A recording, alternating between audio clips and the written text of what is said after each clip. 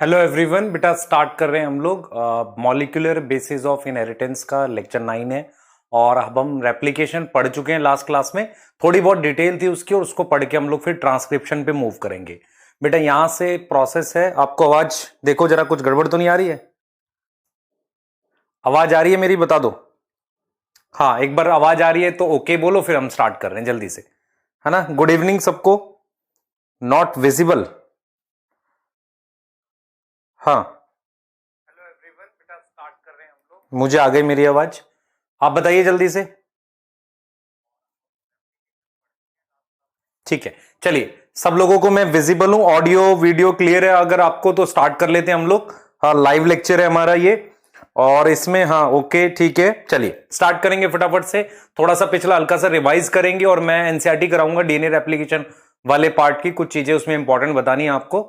तो चलिए स्टार्ट करेंगे बेटा। थोड़ा सा पेशेंस रखेंगे आज पढ़ते वक्त, है ना। टाइम को लेके खासकर पेशेंस रखेंगे और ध्यान से पढ़ेंगे। चलिए ठीक है, स्टार्ट करें बेटा, है ना। और चैट नहीं करेंगे ज्यादा, जब मैं बोलूंगा तो रुक जाएंगे। तो हमने लास्ट लेक्चर में डीएनए रेप्लिकेशन के प्रोसेस को जाना था। मैं थोड़ा सा लिख के भी लाया हूं स्लाइड पे ताकि आपको जल्दी जल्दी इसको रिवाइज कर सके, है ना। डीएनए रेप्लिकेशन के प्रोसेस को जाना था, उसको हम देखते हैं एक बार फटाफट से। ठीक है,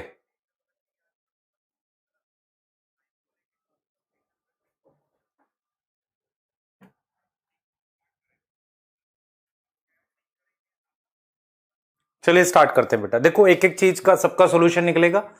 जैसे मैंने आपको वर्कशीट दे दी, आज भी एक वर्कशीट मिलेगी मॉलिक्यूलर बेसिस की। तो हैंड रिटन नोट्स को भी बेटा इस वीक में देख लेंगे, है ना। आपको कंप्लीट करके देंगे। ठीक है, चलो स्टार्ट कर लेते हैं फटाफट से, रिवाइज करें फिर इसको आगे पढ़ेंगे। देखो सबसे पहले हमारे पास ये डीएनए है जिसे मैं रेप्लिकॉन कह रहा हूं। मैं मेरी बातें बहुत ध्यान से सुनना, जहां भी आपको ना समझ आए तो फिर पूछेंगे हम, है ना। ठीक है, तो एक बार सुन लो फिर बात करेंगे। तो दिस वॉज रेप्लिकॉन जो हमने लास्ट डिस्कस किया था। दिस वॉज रेप्लिकॉन जो हमने लास्ट डिस्कस किया था। रेप्लिकॉन पे ये मेरे पास क्या अटैच होता है? ये हेलिकेज अटैच होता है। तो हेलिकेज क्या करता है? This was origin.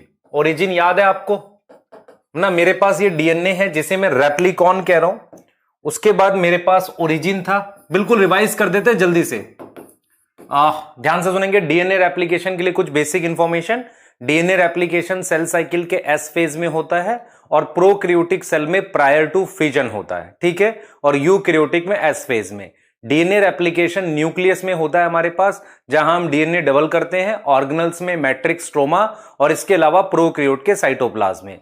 DNA replication के प्रोसेस में हमने कहा था कि पूरे डीएनए में एक साथ नहीं होता, छोटे छोटे पार्ट होते हैं जिनमें होता है, उन्हें हम रेप्लिकॉन कहते हैं। तो ये मेरे पास रेप्लिकॉन है। मैंने क्या किया है, डीएनए को मतलब रेप्लिकॉन के सेंटर में ओरिजिन है वहां से खोला है। जब मैंने इसको यहां से खोला है तो मेरे पास एक एंजाइम है हेलिकेज जो डीएनए को ओपन करता है। ओपन करता है डीएनए को कौन? हेलिकेज। हेलिकेज डीएनए को खोल देता है। डीएनए खुलने के बाद वो दोबारा बंद हो जाएगा। उसके लिए मुझे एसएसबी चाहिए। एसएसबी क्या करेगा? कीप डीएनए ओपन, है ना। कीप डीएनए ओपन, ये चीज बताई थी। और मैंने कहा था नेगेटिव, मतलब जैसे डीएनए सेंटर से खोलेंगे अपोजिट साइड से उलझ जाएगा। उसको सुलझाने के लिए यहां से और यहां से मेरे पास क्या चाहिए? टोपो आइसोमरेज। तो टोपो आइसोमरेज डिक्रीज करेगा नेगेटिव सुपर कॉइलिंग। तो ये चीज हमने पढ़ी थी, ठीक है। ये हमने पढ़ी थी लास्ट क्लास में। उसके बाद मैंने क्या बताया था आपको आगे, ये देखो जरा। हमने कहा था कि हम डीएनए रेप्लिकेशन एक हाफ में पढ़ेंगे।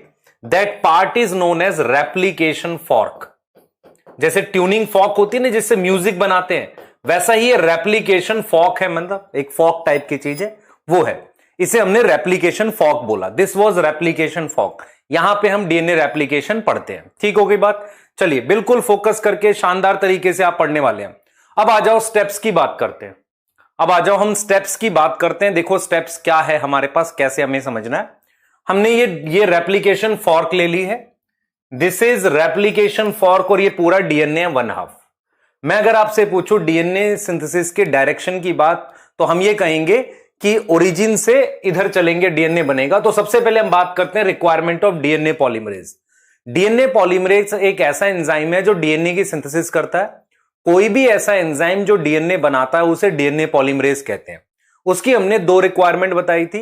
एक 5 से 3 मतलब वो नया न्यूक्लियोटाइड हमेशा कहां ऐड करेगा, 5 से 3 डायरेक्शन में बनाएगा।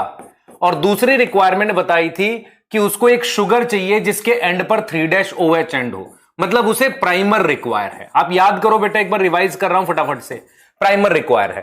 तो मैंने आपको यही पढ़ाया था सबसे पहले कि डायरेक्शन ऑफ डीएनए सिंथेसिस बताई थी कि भाई वो 5 से 3 होगी, क्योंकि डीएनए पॉलीमरेज की डायरेक्शन यही होती है कि वो नया न्यूक्लियोटाइड 3 पर जोड़ता है। दूसरा, वो उसको ऑलरेडी एक शुगर चाहिए होती है जिसके 3 पे OH एंड हो, मतलब एक छोटा सा पीस बना हुआ चाहिए जिसे आप प्राइमर कहते हैं, इसलिए हम लिखते हैं 3 का OH एंड चाहिए उसको। अब मैं आपको ये कह रहा हूं डीएनए बनाने के लिए टेम्पलेट क्या है, आप कहोगे डीएनए, तो डीएनए बनाने के लिए टेम्पलेट डीएनए है। So another name for DNA polymerase is, ध्यान से सुनो बेटा, डीएनए पॉलीमरेज उसका शॉर्ट नाम है, जैसे आपका घर पे रख देते हैं। पूरा नाम उसके काम को लेकर है, तो पूरा नाम क्या है, देखो पूरा नाम है DNA dependent DNA polymerase. DNA dependent DNA polymerase का क्या मतलब हुआ, ये बना डीएनए रहा है और किसको टेम्पलेट की तरह यूज कर रहा है, डीएनए को। अगर कोई एंजाइम डीएनए को टेम्पलेट यूज करे मतलब, तो हम कहेंगे डीएनए डिपेंडेंट। अब वो क्या बना रहा है उसके हिसाब से नाम है डीएनए पॉलीमरेज। तो डीएनए पॉलीमरेज का पूरा नाम है डीएनए डिपेंडेंट डीएनए पॉलीमरेज। ऐसा नाम क्यों रखा गया, क्योंकि टेम्पलेट डीएनए है, जिस पर रख कर बना रहे हैं वो टेम्पलेट डीएनए है। इतनी बात समझ में आ रही है। फिर हमने कहा कि देखो भाई, मैंने ये पिंक कलर से ये प्राइमर यहां बनाया है और एक प्राइमर यहां बनाया है, इसमें प्राइमर इधर बनेगा, इसमें प्राइमर इधर बनेगा। फिर मैंने ये डीएनए बना दिया, आप देख पा रहे हो ये डीएनए बनाया, this is DNA, this is DNA. फर्क क्या है, इस वाले में डीएनए बनाने की डायरेक्शन ये है और इस वाले में डायरेक्शन ये है। तो मैंने अभी इतना खोला था, एक प्राइमर यहां बनाया और उसके बाद ये डीएनए बना दिया, ये प्राइमर बना के डीएनए इस साइड बना दिया। डीएनए किसने बनाया, डीएनए पॉलीमरेज ने। प्राइमर किसने बनाया था, प्राइमेज ने। अब देखो मैंने डीएनए फिर से ओपन किया, तो फिर से ओपन किया तो यहां बार दोबारा प्राइमर बनाया, और फिर मैंने क्या किया, इस वाले को तो मैं डायरेक्ट बढ़ा सकता हूं और यहां प्राइमर बनाना पड़ा ये। तो मेरे पास एक स्ट्रैंड पर कॉन्टिन्यूस डीएनए सिंथेसिस हो रही है, किस पे, इस पे। कॉन्टिन्यूस डीएनए सिंथेसिस इस पे हो रही है, डिसकॉन्टिन्यूस। तो इसको कहेंगे लीडिंग स्ट्रैंड और इसको कहेंगे लैगिंग। लैगिंग मतलब पीछे रह गया, लीडिंग लैगिंग। लैगिंग वाले पर बार बार प्राइमर बनाना पड़ रहा है। अब आपके पास सिचुएशन ये है, हमने दिशा की बात करी थी, हमने कहा था देखो भाई यहां पर रेप्लिकेशन फॉर्क की पोजीशन को फिक्स करो, क्योंकि रेप्लिकेशन फॉर्क इधर ही मूव कर रही है ना, और तुम्हारे पास ये ओरिजिन है। तो मैंने कहा था भाई देखो इसकी डायरेक्शन अवे फ्रॉम ओरिजिन है। लीडिंग की डायरेक्शन क्या है, लीडिंग की डायरेक्शन है away from origin, away from origin, है ना। और इसकी डायरेक्शन क्या है, टुवर्ड्स ओरिजिन, टुवर्ड्स ओरिजिन, और अवे फ्रॉम रेप्लिकेशन फॉर्क। इस पर डीएनए सिंथेसिस, किस पर, लैगिंग पर। फिर हम क्या करते हैं बेटा, लैगिंग स्ट्रैंड पे से प्राइमर हटा देते हैं। हमने कहा देखो भाई प्राइमर डीएनए में आरएनए का कोई काम नहीं, हटा दो प्राइमर, हटा दो प्राइमर, हटा दो भाई, प्राइमर हटा दिया, चलो प्राइमर हटा दिया। प्राइमर हटाने वाले एंजाइम, जो बच्चा बेटा पहली क्लास है तो प्लीज पिछला पढ़ लेना, बहुत अच्छा रहेगा। प्राइमर हटा दिया, उसके बाद ये रह गए हमारे पास, तो जापानीज साइंटिस्ट के नाम पे रख दिया ओकाजाकी फ्रेगमेंट। तो Okazaki fragment found on lagging strand, है ना, जिसे डिसकंटिन्यूअस डीएनए सिंथेसिस होती है। फिर मैंने कहा कि एक काम करते हैं, इस गैप को फिल करेगा डीएनए पॉलीमरेज, क्योंकि यहां 3 है, यहां 5 है, ये गैप फिल कर रहा है डीएनए पॉलीमरेज, और इसकी सीलिंग कर रहा है कौन, लाइगेज। सीलिंग कौन करेगा, लाइगेज। तो ये पूरा प्रोसेस हमने लास्ट क्लास में पढ़ा था। तो एंजाइम के नाम रिपीट करूंगा, हेलिकेज, ठीक, एसएसबी, टोपोआइसोमरेज। प्रोकैरियोट में हेलिकेज और टोपोआइसोमरेज की जगह डीएनए गायरेज। डीएनए पॉलीमरेज एक एंजाइम बताया आपको, प्राइमेज बताया, और उसके बाद क्या बताया, लाइगेज बताया। इतने नाम कर लेंगे। अब मैं आगे पढ़ा रहा हूं, जल्दी बताओ। ओकाजाकी फ्रेगमेंट किस पर बने हैं, इस पे, डीएनए के फ्रेगमेंट है, ठीक है, ठीक। ओकाजाकी बेटा साइंटिस्ट के नाम पे रख दिया गया ना, उन्होंने खोजा होगा, उन्होंने डिस्कवर किया होगा, इसलिए ओकाजाकी नाम रख दिया। प्राइमेज का काम है प्राइमर बनाना, आरएनए का प्राइमर बनाना, ठीक है।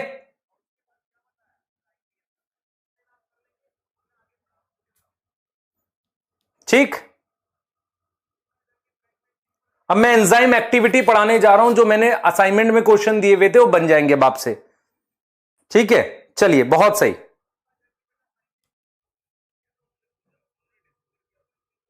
चलो आ जाओ, शाबाश। अब चैंटे रोक दो अपनी, मैं उम्मीद करूंगा आप चैंटे रोक दोगे। ठीक है, क्लियर। चलो हम लोग पहले एक टॉपिक पढ़ेंगे जिसे एंजाइम एक्टिविटी कहते हैं।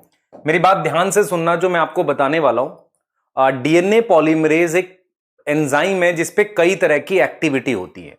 एंजाइम एक्टिविटी का क्या मतलब होता है? मान लो मैंने ये डीएनए पॉलीमरेज बनाया, इस डीएनए पॉलीमरेज पे ये क्या होता है, क्या क्या काम कर सकता है, उसे उसकी एंजाइम एक्टिविटी कहते हैं। हमारे पास क्या होता है, नॉर्मली एंजाइम्स की एक ही एक्टिविटी की साइट होती है। कुछ ऐसे एंजाइम भी होते हैं जिनमें कई सब यूनिट्स होती हैं जिन पर अलग अलग एक्टिविटी हो जाती है। तो डीएनए पॉलीमरेज 3 तरह के काम कर सकता है। मेरी बात सुनना ध्यान से, मैं उसे एंजाइम एक्टिविटी की हेडिंग में पढ़ाता हूं, तो एकदम फोकस करके पढ़ो। एक टॉपिक है जो एनसीईआरटी में नहीं है, आपका लेवल थोड़ा इंक्रीज करने के लिए बताया जा रहा है। अगर आप समझ लेंगे तो आपके लिए अच्छा है, नहीं तो अगर बोर्ड के लिए कहोगे तो ये वाला पार्ट छोड़ के जाना। तो सबसे पहले भी समझ लो बस।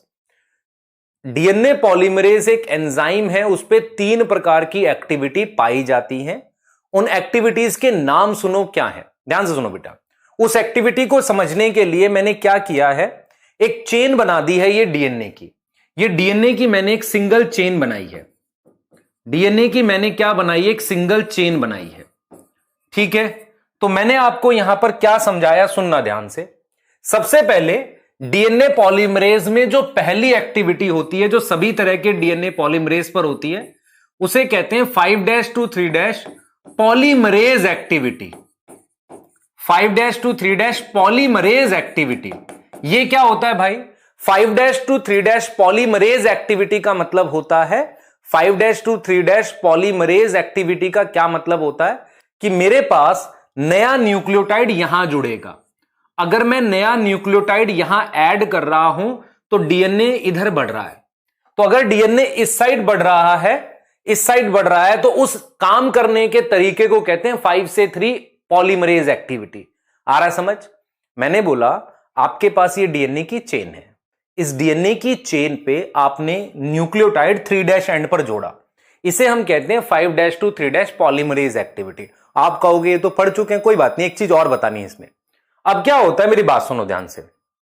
अब क्या होता है, जैसे मान लो डीएनए इधर बना रहे हैं, अगर मैं डीएनए को इधर काट के निकालूं, देखो ये तो हो गई पॉलीमरेज एक्टिविटी। मान लो मैं आपको एक और डीएनए दिखाता हूं, ध्यान देखना बेटा। मान लो ये डीएनए की चेन है, दिस इज डीएनए की चेन। यहां पर 5' है और यहां 3' है। मान लो मैं एक एक न्यूक्लियोटाइड यहां से ऐसे काट के हटाता हूं, तो मैं किस डायरेक्शन में जा रहा हूं, इधर जा रहा हूं। और डीएनए काट के हटाने को कहते हैं न्यूक्लियस। न्यूक्लियस होता है जो डीएनए को काटता है। और अगर एक एक डीएनए के मॉलिक्यूल, मतलब किसको, जैसे यहां ए होता, टी होता, एक को काट के हटाऊं ऐसे, जैसे मान लो मैंने क्या समझा रहा हूं, सुनो ध्यान से बेटा, मैं क्या समझा रहा हूं आपको। मैं ये कह रहा हूं कि मान लो मैंने ये ऐसे, ये आपके पास मान लो मेरे पास ये डीएनए है, ठीक है, ये 3' है। मैंने क्या बोला आपको, मैंने कहा कि मैं एक एक न्यूक्लियोटाइड हटाता चलूं। जैसे मैंने मान लो ये हटा दिया, तो मैं काटते हुए आगे जा रहा हूं ऐसे, तो मैं एक तरीके से इस डायरेक्शन में जा रहा हूं 3 से 5 की तरफ। तो जब मैं 3 से 5 एक एक न्यूक्लियोटाइड हटाता जाऊंगा ऐसे, इस तरीके से हटाता जाऊंगा, तो इसे हम बोलते हैं 3 to 5 एक्सोन्यूक्लियेज एक्टिविटी। 3 to 5 एक्सोन्यूक्लियेज एक्टिविटी का काम क्या होगा वो बताऊंगा आपको। तो आपको समझना है कि पहली एक्टिविटी तो ये हो गई, दूसरी हो गई 3 to 5 एक्सो का मतलब होता आखिरी, न्यूक्लियस मतलब काटना, बनाने वाले को कहते हैं पॉलीमरेज, काटने वाले को कह रहे हैं यहां पर एक्सोन्यूक्लियस। तो मैं इधर से अगर काट के आगे बढ़ रहा हूं तो इसे कहते हैं एक्सोन्यूक्लियस। थोड़ा सा लेवल बढ़ा रहे हैं हल्का सा, आगे सुनो ध्यान से। ऐसा भी हो सकता है कि मैं डीएनए को इधर से काट दूं। थोड़ा डायग्राम तीनों को अलग अलग बना देते हैं आपके लिए, ध्यान से देखो बेटा। 3 प्रकार की एक्टिविटी की हम बात करेंगे, तीनों के डायग्राम आपके लिए बना देते हैं, ध्यान से देखेंगे सब बच्चे, बहुत ध्यान से। दिस इज वन चेन, ठीक है, और ये 3' है। आप नया न्यूक्लियोटाइड यहां ऐड करो, दिस एक्टिविटी इज दिस। आपके पास ये चेन है 5 से 3, और अगर आप एक एक न्यूक्लियोटाइड काटो, ऐसे अलग करो और इस डायरेक्शन में जाओ, दिस इज 3' to 5' एक्सोन्यूक्लियस। एक और एक्टिविटी होती है, उसे हम कहते हैं 5' to 3' एक्सोन्यूक्लियस। इसका मतलब यह हुआ, ध्यान से देखो बेटा, this is chain, this is chain, यहां 5' है, यहां 3' है, आप इधर काट के हटा रहे हो, ऐसे इधर काट के एक एक हटाते रहो, this is known as 5' to 3' exonuclease. तो मैंने 3 प्रकार के काम करने के तरीके, देखो डीएनए पॉलीमरेज एक एंजाइम है, उस पे मेन काम तो उसका ये है कि वो पॉलीमरेज की तरह काम करे, पर उस पे क्या होता है, कुछ हिस्से ऐसे होते हैं जिन पे कुछ और एक्टिविटीज भी मिलती है। 3' to 5' एक्सोन्यूक्लियस का मतलब है remove one nucleotide at a time, one nucleotide at a time in direction of 3' to 5'। इसमें क्या होगा, remove one nucleotide at a time, one nucleotide at a time, किस डायरेक्शन में, इन 5' to 3' डायरेक्शन में। तो रिमूव करने को कहते हैं एक्सोन्यूक्लियस और मतलब जोड़ने को कहते हैं पॉलीमरेज। तो आपको यह समझना है, मैं रिपीट करेंगे, दिस इज डीएनए पॉलीमरेज। मान लो इसके इस वाले हिस्से में यहां पर डीएनए, यहां पर 5' से 3' पॉलीमरेज एक्टिविटी है, इसके इस वाले हिस्से पर अलग तरह का काम करने की एबिलिटी है, जो 3' to 5' एक्सोन्यूक्लियस हो सकती है। इतनी बात समझ में आ रही है? तो ये 3 प्रकार की एक्टिविटी होती है डीएनए पॉलीमरेज में, ठीक है।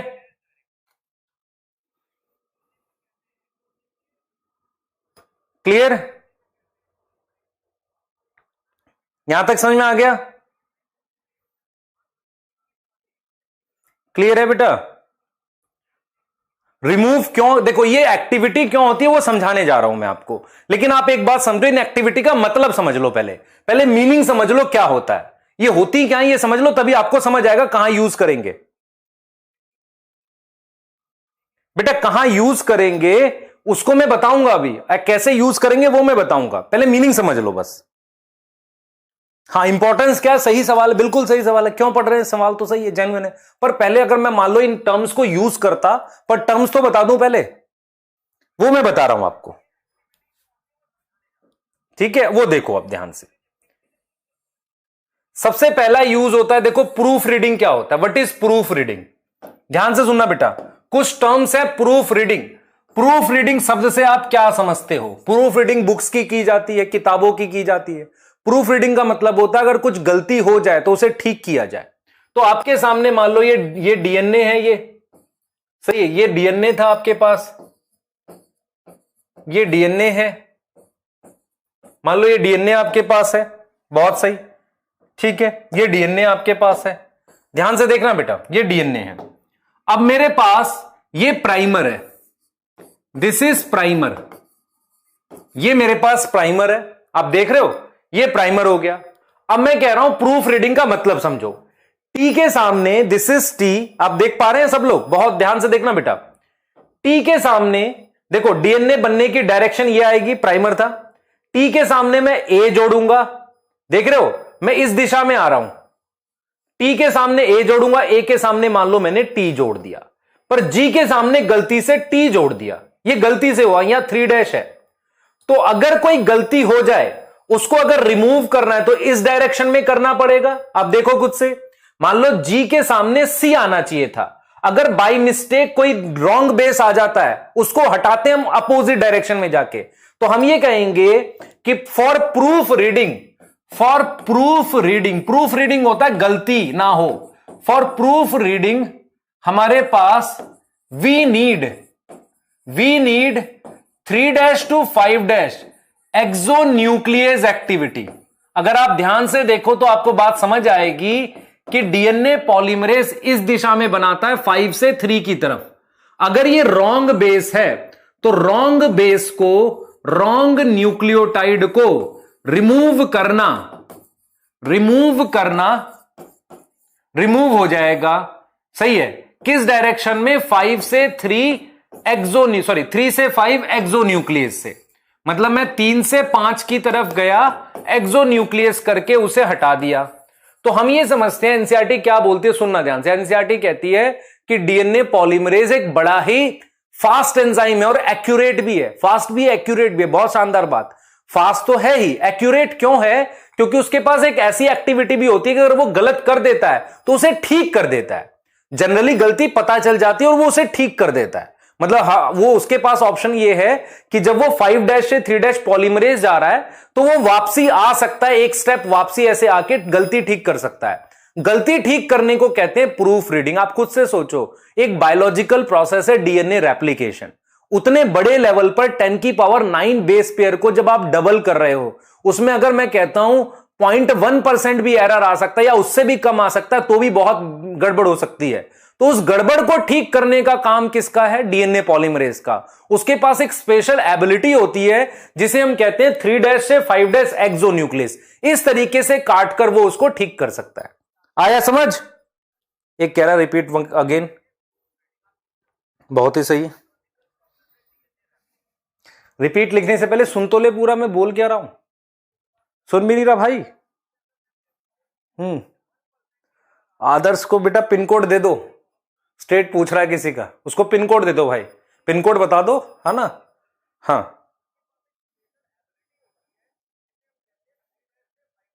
क्लियर है?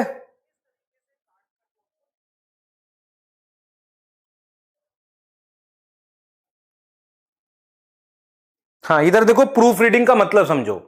जो गलती हो रही है, देखो हम डीएनए इस दिशा में बना रहे हैं 5 से 3। अगर मैं ठीक करूंगा तो 3 से 5 ठीक करूंगा, काट कैसे हटाऊंगा?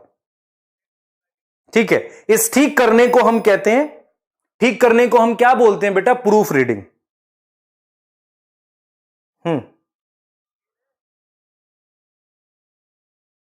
ठीक है, इसे हम कहते हैं प्रूफ रीडिंग। हाँ, कुछ पिन कोड दे रहे हैं, शाबाश।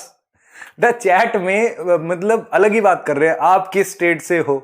मतलब तुम वो हो, क्या नाम है तुम यार? तुम्हारा कोरियर सर्विस है, पिन कोड चाहिए तुम्हें? अजीब टाइप के। पढ़ लेना भाई ध्यान से, समझ नहीं रहा अभी भी।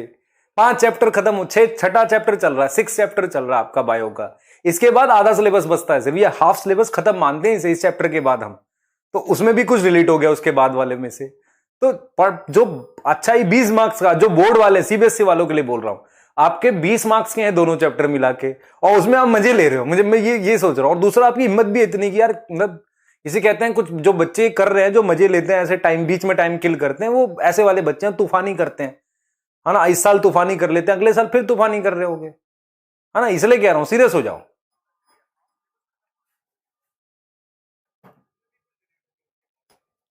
मतलब सीरियस रहो ना, फिर पूरी बात सुनो। देखो मैं क्या पढ़ा रहा हूं, ये देखो। मैं एक बहुत मुश्किल टॉपिक पढ़ा रहा हूं जिसका नाम एंजाइम एक्टिविटी है। हम नॉर्मली इसको अवॉइड करते हैं पढ़ाना, पर सुन लो, कोई बात नहीं। आप लक्ष्य बैच में हो, आपका डिटेल सिलेबस वाला बैच है, तो सुनो क्या पढ़ा रहे हैं। हम ये कह रहे हैं कि एक होती है 5' to 3' पॉलीमरेज, इसके बिना डीएनए नहीं बनेगा। इसकी मदद से हम प्रूफ रीडिंग कर सकते हैं, क्योंकि जब डीएनए बनाते वक्त कुछ गलत बनेगा, उसको ठीक करेंगे। आप समझ रहे हैं? क्लियर? हाँ, उसको हम ठीक कर रहे हैं बेटा, ठीक कर रहे हैं, है ना? तो अब इसके बारे में भी बताना है आपको। इसको समझो जरा, ठीक है? इसको समझो, कैसे बता रहा हूं मैं, ध्यान से देखना। मैं आपको ये कह रहा हूं कि मान लो ये तो नहीं बनाना चाहिए, इसको हटा देते हैं। ऐसा डायग्राम आपके पास बना हुआ है एनसीईआरटी में, इसको भी डिस्कस करेंगे एक बार। देखो जरा मैं क्या बता रहा हूं, ध्यान से देखना मैं जो बताने जा रहा हूं आपको। ये देखो बेटा, आपके पास ये डीएनए था। ध्यान से देखना मैं जो बताने जा रहा हूं, बहुत ध्यान से देखना। मैं एक और एक्टिविटी का रोल बताने जा रहा हूं। मुझे आपको यह समझाना है कि मान लो मैंने ये प्राइमर बना रखा है, यहां वाले पे, यहां पे ये प्राइमर बना रखा है, दिस इज प्राइमर। आपको पता है कि प्राइमर, देखो इधर देखो, प्राइमर मेरे पास है। चलो मैं प्राइमर दिखा देता हूं। This is primer. ये प्राइमर के न्यूक्लियोटाइड है, और ये 5' है, और ये 3' है। फिर मैंने डीएनए बना रखा है, दिस इज डीएनए के न्यूक्लियोटाइड। ठीक है, अब ध्यान से देखना, आपको समझ आएगी बात। दिस इज डीएनए और ये प्राइमर है। आपको पता है ना, हमने कहा था प्राइमर बनाते हैं।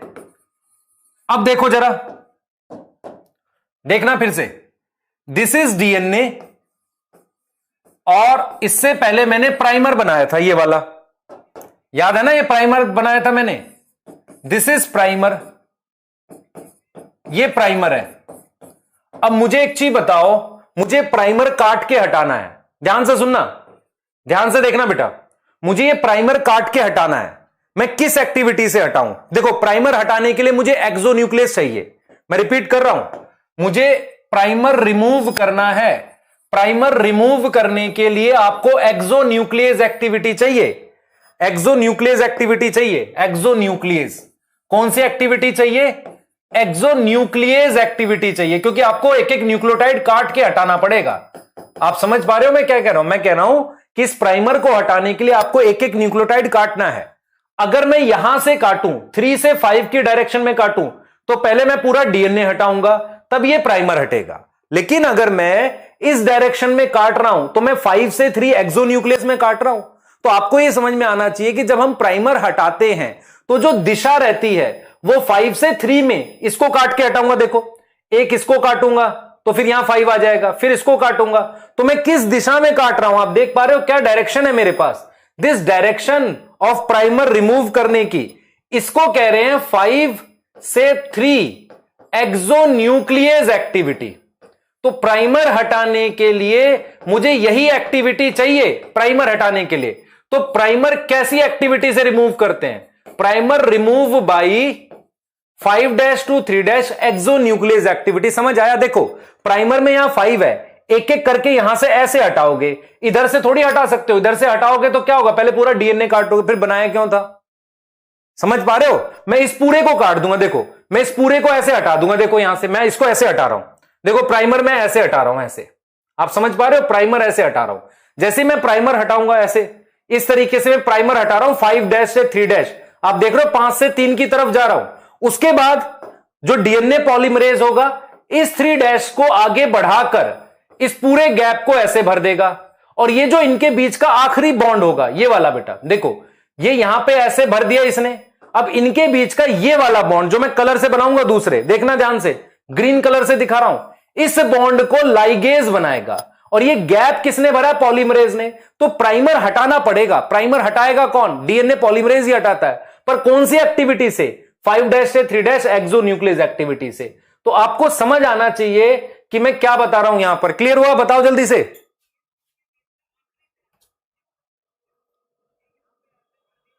क्या गलत बना दिया? अरे क्या गलत बना दिया? लो, ये लो, अरे आ जाओ इधर। अब ठीक है? अरे उसको छोड़ो, तुमको जो बात समझा रहा हूं वो देखो। हाँ,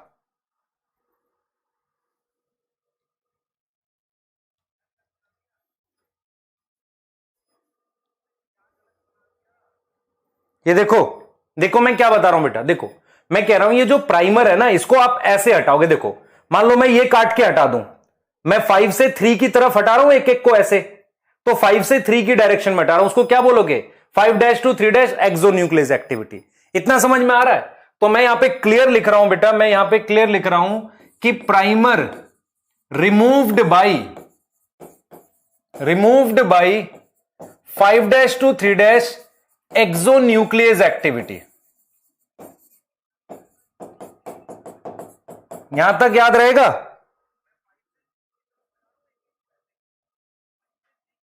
क्लियर? अरे पोलैरिटी बदल दी भाई, ये तो डीएनए हमारे हाथ में है, ये वाला तो है ना। हाँ ठीक है,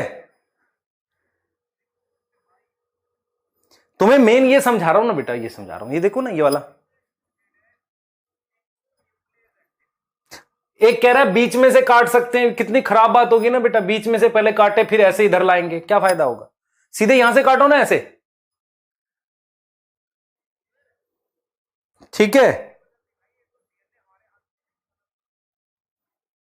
हाँ हाँ सही है, बहुत सही।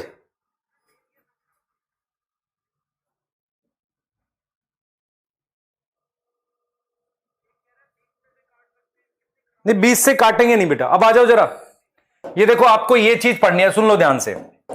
आपको क्या होता है, ये कंफ्यूज कहां करोगे, मैं बता रहा हूं, ध्यान से सुन लो। मैं ये टॉपिक बता तो रहा हूं, टाइप ऑफ डीएनए पॉलीमरेज। ये आप टाइप ऑफ आरएनए पॉलीमरेज से याद करके कंफ्यूज मत करना। ये बोर्ड के लिए नहीं है, आपके नीट के लिए है। और नीट में भी क्या है, 1-2 साल नहीं आया फिर मैं बंद कर दूंगा इसको पढ़ाना। रीजन बता रहा हूं क्यों। हम लोग बेटा टॉपिक्स को ऐसे एनालाइज करते हैं कि जिसकी मतलब अगर हम कहते हैं कि उसकी क्वेश्चन की वैल्यू क्या है, हर टॉपिक की, क्या वो पूछा जा सकता है या पूछ रहे हैं। जनरली नहीं पूछ रहे बहुत सालों से, पर किसी स्टेट एग्जाम में पहले आते थे। तो मैं समझा देता हूं इसको, क्या होता है सुन लो ध्यान से। बैक्टीरिया के अंदर 3 प्रकार के 3 टाइप के डीएनए पॉलीमरेज होते हैं। 3 type of DNA polymerase, 3 type of DNA polymerase होते हैं। ठीक है, 3 टाइप ऑफ डीएनए पॉलीमरेज होते हैं किसके अंदर, बैक्टीरिया के अंदर। जो ये 3 टाइप के डीएनए पॉलीमरेज हैं हमारे पास, 3 टाइप के डीएनए पॉलीमरेज हमारे पास हैं, वो क्या कर रहे हैं, ये बहुत इंपॉर्टेंट है। 3 टाइप के डीएनए पॉलीमरेज जो हैं उनके नाम पढ़ते हैं हम। देखो उसके नाम ऐसे रखते हैं, डीएनए पॉलीमरेज 1, ऐसे नाम रखते हैं बेटा। डीएनए पॉलीमरेज 1, डीएनए पॉलीमरेज 2 और ऐसे ही डीएनए पॉलीमरेज 3। बैक्टीरिया में 3 प्रकार के डीएनए पॉलीमरेज होते हैं। जो मेन डीएनए पॉलीमरेज होता है, जो मेन रेप्लिकेशन करता है, वो ये होता है। इसके पास 5' to 3' पॉलीमरेज एक्टिविटी होती है और उसके अलावा 3' to 5' एक्सोन्यूक्लियस एक्टिविटी होती है। इसका मतलब यह हुआ, ध्यान से सुनो बेटा, यह क्या है, इसकी स्पीड सुनना। इसकी स्पीड है 2000 बेस पेयर पर सेकंड। यही मेन डीएनए पॉलीमरेज है, यही डीएनए रेप्लिकेशन करता है। तो हम रोमन में लिखते हैं डीएनए पॉलीमरेज 3। हमारे पास मुख्य रूप से डीएनए रेप्लिकेशन यही वाला करता है। इसके पास 2 एक्टिविटी है। इसका मतलब ये डीएनए बनाता भी है, डीएनए सिंथेसिस भी करता है, उसके साथ साथ इसी की जिम्मेदारी है गलती ठीक करना, प्रूफ रीडिंग भी यही करता है।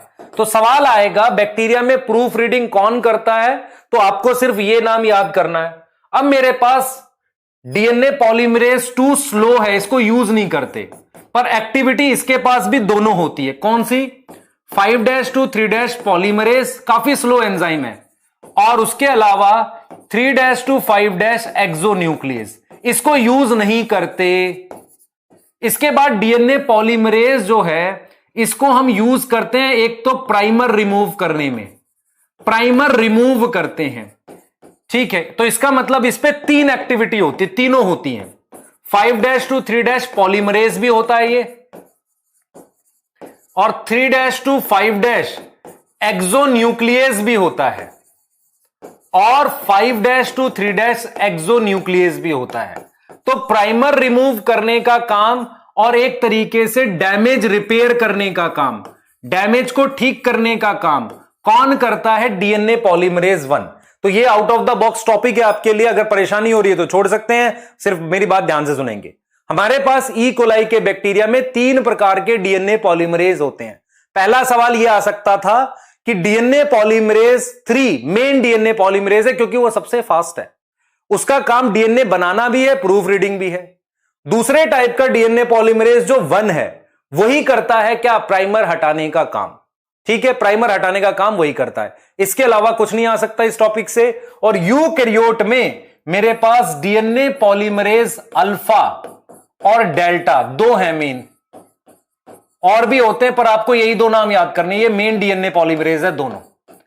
डीएनए पॉलीमरेज डेल्टा, डेल्टा लिखा है बेटा यहां डेल्टा, और ये लिखा है अल्फा।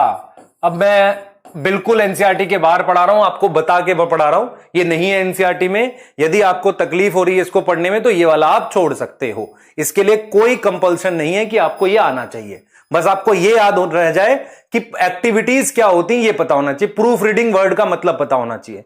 ठीक है, डीएनए प्राइमेज नहीं होता कुछ बेटा, प्राइमेज तो वो होता है आरएनए पॉलीमरेज होता है। प्राइमेज क्या बनाता है भाई? प्राइमेज क्या बनाता है? प्राइमर बनाता है। बच्चे आपको क्या याद करना, मैं एक्टिविटी समझ लो, पॉल 1, पॉल 2, पॉल 3। पॉल 1 पे 3 एक्टिविटी है, इस पे 2, इस पे 2, तो प्राइमर रिमूव करने की जिम्मेदारी पॉल 1 की है। बस इतना याद करना है, ठीक है? हाँ, एक बार जरा एनसीईआरटी को देख लेंगे, ठीक है? एनसीईआरटी देख लेंगे, मेरे हिसाब से आप टेबल खुद भर लेंगे। बाकी मैं यहां पर लिख के छोड़ रहा हूं, आप खुद भर लेंगे। डीएनए पॉल 1 कौन सी एक्टिविटी है? सेकंड। डीएनए पॉल 2 आप खुद से भर लेंगे, और डीएनए पॉल 3 इसमें रोल नहीं लिखना, इसमें आपको पता है कौन सा रोल लिखना है, रोल लिखना है। एक्टिविटी आप यहां फिल करेंगे खुद से, ठीक है? चलिए एनसीईआरटी देखेंगे एक बार जरा, एनसीईआरटी के दर्शन करने बाकी हैं। आ जाओ, जय एनसीईआरटी। लो भाई एनसीईआरटी लो, आ जाओ, यहां पे बात करेंगे एनसीईआरटी की।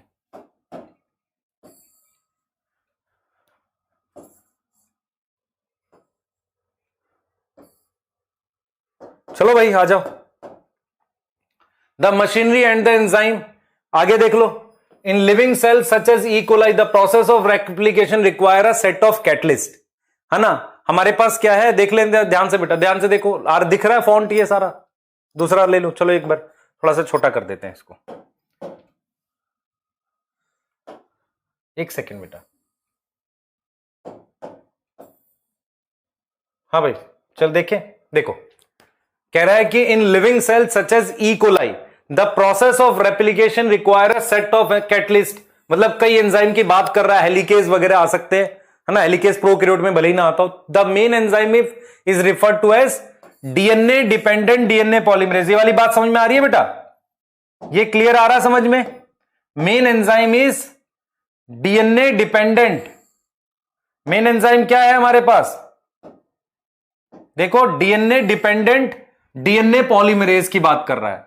Since it use template DNA to catalyse the polymerisation of deoxy nucleotide. देखो मैंने क्या पढ़ाया था आपको? मैंने पढ़ाया था एटीपी जीटीपी का क्या नाम पढ़ाया था? डीऑक्सी न्यूक्लियोसाइड ट्राइफॉस्फेट, या इसको क्या लिख सकते हो शॉर्ट में? Deoxy nucleotide. अगर मैं लिखूंगा डीऑक्सी न्यूक्लियोसाइड तो ट्राइफॉस्फेट लिखूंगा, लेकिन अगर मैंने टाइड लिख दिया तो फॉस्फेट इंक्लूड हो गया। तो ये क्या यूज करता है बेटा? डीऑक्सी न्यूक्लियोटाइड्स को पॉलीमराइज करता है। These enzyme are highly efficient, है ना? हाईली एफिशिएंट का मतलब बहुत तेजी से कैटलिस्ट करता है large number of nucleotide in a short time. जैसे कि ई कोलाई के लिए कितने बेस पेयर हैं? 4.6 इंटू 10⁶ बेस पेयर है। उसकी कॉपी वो बनाता है, complete the process of replication with in 18 minute. कितने टाइम में वो कंप्लीट करता है प्रोसेस? 18 मिनट में करता है। दैट मीन्स देख रहे हो बेटा, यहां पर कुछ की बुक्स में 38 मिनट होगा, ठीक कर लेना, ये करेक्शन आ गई है एनसीईआरटी में। ये कह रहा है कि हमारे पास बड़ी तेजी से करता है और उसका रेट बता दिया आपको, ठीक है? आगे आओ, आगे आओ भाई।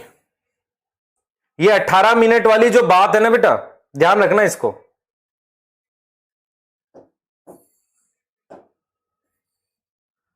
देखो भाई, देखो कितना दे रखा है? पॉलीमराइजेशन हैज टू बी इतने बेस पेयर पर second. Not only these polymerase have to be fast, ना वो सिर्फ फास्ट है, but the catalyse the reaction with high degree of accuracy.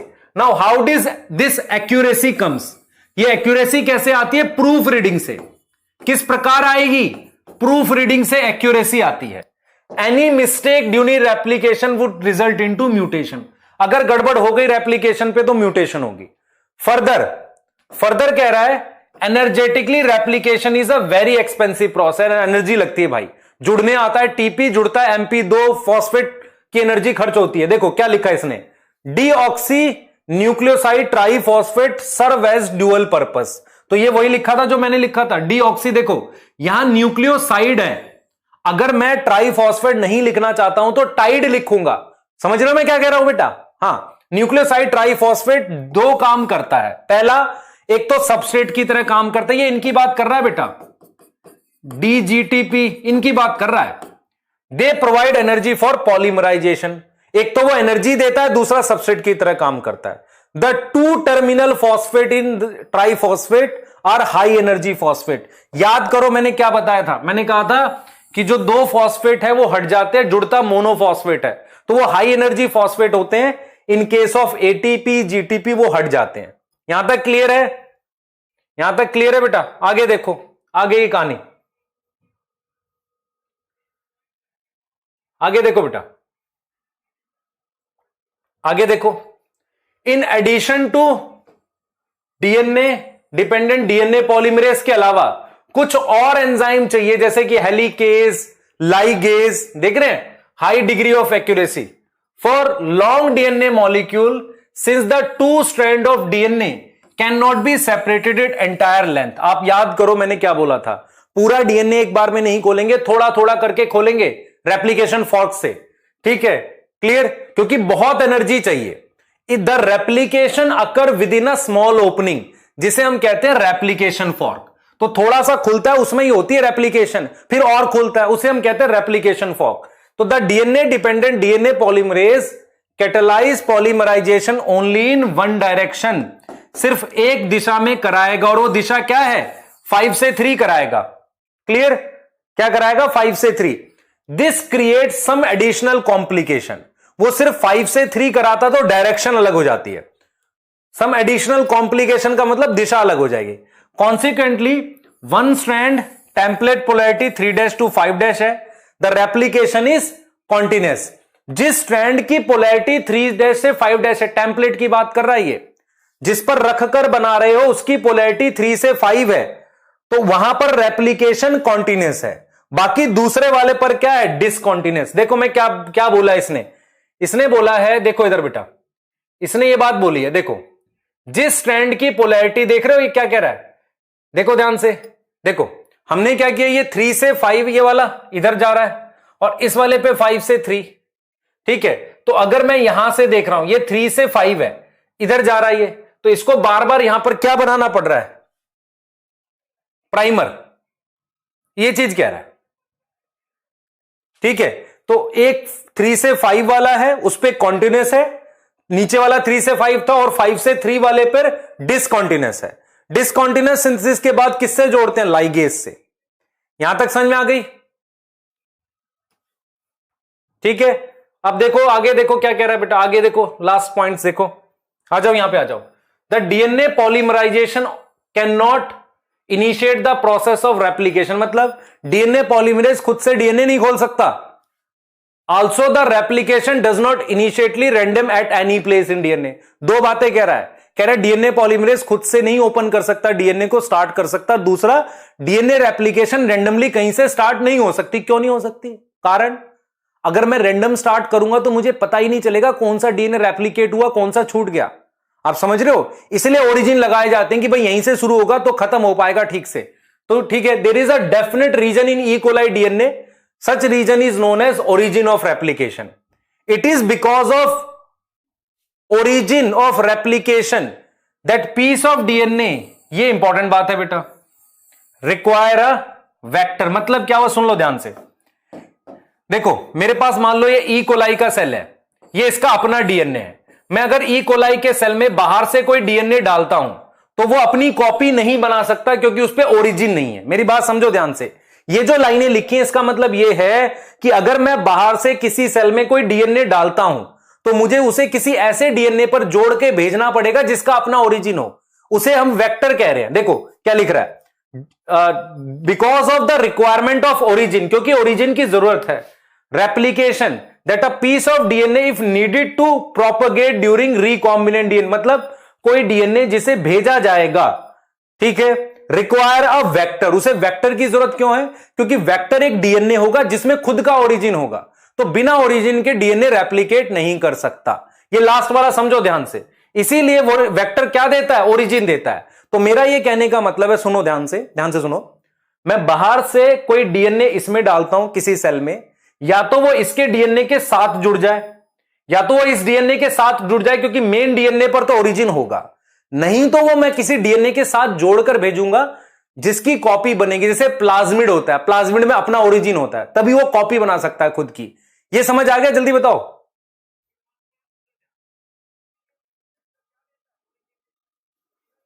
ठीक है भाई, सुन लो ध्यान से, मैं किसी भी सेल में बाहर से डीएनए डाल सकता हूं, उसकी कॉपी नहीं बनेगी अंटिल आप बाहर से क्या ना डालो, एक डीएनए ना डालो, एक डीएनए जिसपे खुद का ओरिजिन हो, या उसको उसके साथ जोड़ दो।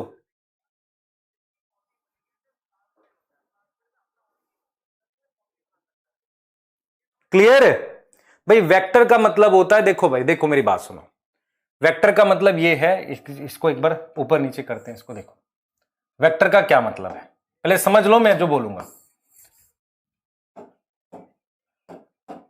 देखो वेक्टर का क्या मतलब, जैसे मान लो ये सेल है, ये इसका अपना डीएनए, तो इस पे तो ओरिजिन होगा, मेरे पास ये प्लाज्मिड है, इस प्लाज्मिड पर भी ओरिजिन होता है, तो ये फॉरेन डीएनए है, आप इसको डायरेक्टली डालोगे कॉपी नहीं बनेगी, लेकिन इसको आप इस पर जोड़ दोगे जिस पे खुद का ओरिजिन है, तब इसको डालो, इसे वेक्टर कहते हैं, दिस इज वेक्टर। अब समझ में आ रहा है?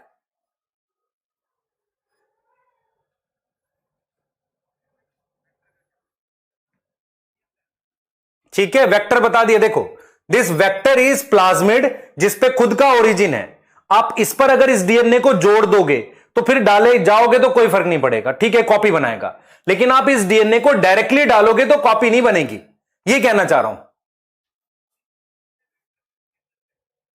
बता तो दिया यार वेक्टर।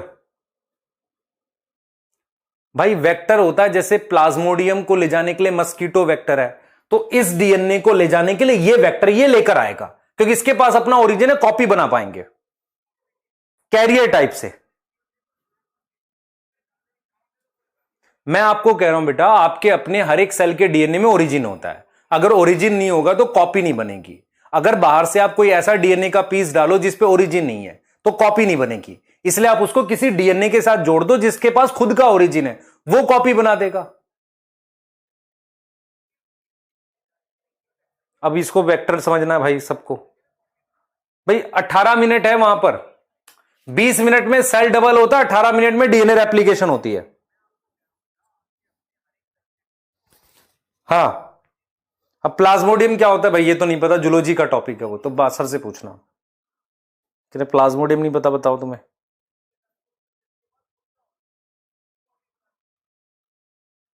वेक्टर इज प्लाज्मिड क्या होता है बेटा, एक डीएनए होता है जिसपे जो बैक्टीरिया के अलावा होता है, मतलब बैक्टीरिया के मेन डीएनए के अलावा एक डीएनए से प्लाज्मिड कहते हैं, इसकी कॉपी बन सकती है।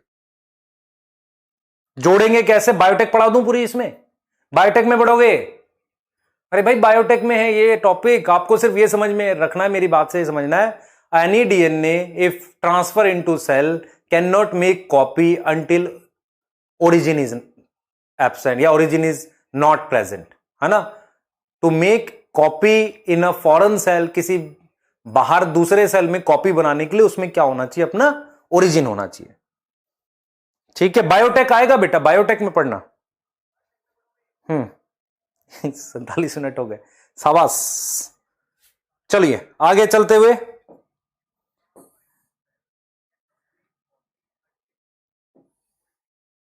प्लाज्मिड बेटा, प्लाज्मिड के बारे में ये नहीं पढ़ा है तो आपको मैं सजेस्ट करूंगा आप हमारी बायोलॉजिकल क्लासिफिकेशन की वो वीडियो देखें, जिसमें मैंने क्या पढ़ा रखा है, बैक्टीरिया पढ़ा रखा है, तो आप देखेंगे नहीं तो पता कैसे चलेगा बेटा, है ना। सही है। कब पढ़ोगे बेटा, कब पढ़ोगे? कुछ कहते हैं कि सर वेक्टर नहीं पता, प्लाज्मोडियम नहीं पता, कब पढ़ोगे, कब? मतलब आपको बता दिया कि आपके पास सारे सोर्सेज बता, और मैंने सही पढ़ा, ठीक पढ़ा रखा है, मैं ठीक ठाक पढ़ाता हूं बेटा, तो मैंने उसमें भी ठीक पढ़ा। आप पूछो तो सही सर कहां से पढ़े, तभी तो मदद करेंगे आपकी। आप पढ़ोना भी नहीं चाहते हो, आपको पता भी नहीं चलेगा, कैसे पता चलेगा बताओ? मैं तो घर आने से रहा किसी के, है ना। तो आपको मेहनत करनी है, आप समझो इस बात को।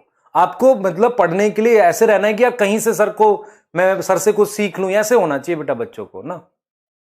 सही है। अब आप मेरे से, अरे प्रमोशन नहीं कर रहे हैं भाई, प्रमोशन तो करना चाहिए, नहीं कर रहे हैं प्रमोशन, क्या कर रहे हैं इसमें? उसमें जाकर तुम बड़ा मुझे पैसे दे दोगे, वो तो मैंने पढ़ाया वो बहुत पहले का, तो आप देख लो। मैं बात कर रहा हूं वो, मतलब फिजिक्स वाला चैनल की बात कर रहा हूं, वहां पे कह रहा हूं। प्रमोशन क्या, तुम मतलब वहां पे कोई पैसे थोड़ी पे कर रहे हो, हाँ टाइम पास कर रहे हैं मेरे साथ, बहुत सही। चलो आगे पढ़ेंगे, ट्रांसक्रिप्शन आ जाओ। ट्रांसक्रिप्शन पढ़ रहे हैं भाई, कह रहे प्रमोशन कर रहे हैं यार, यही काम रह गया है। चलो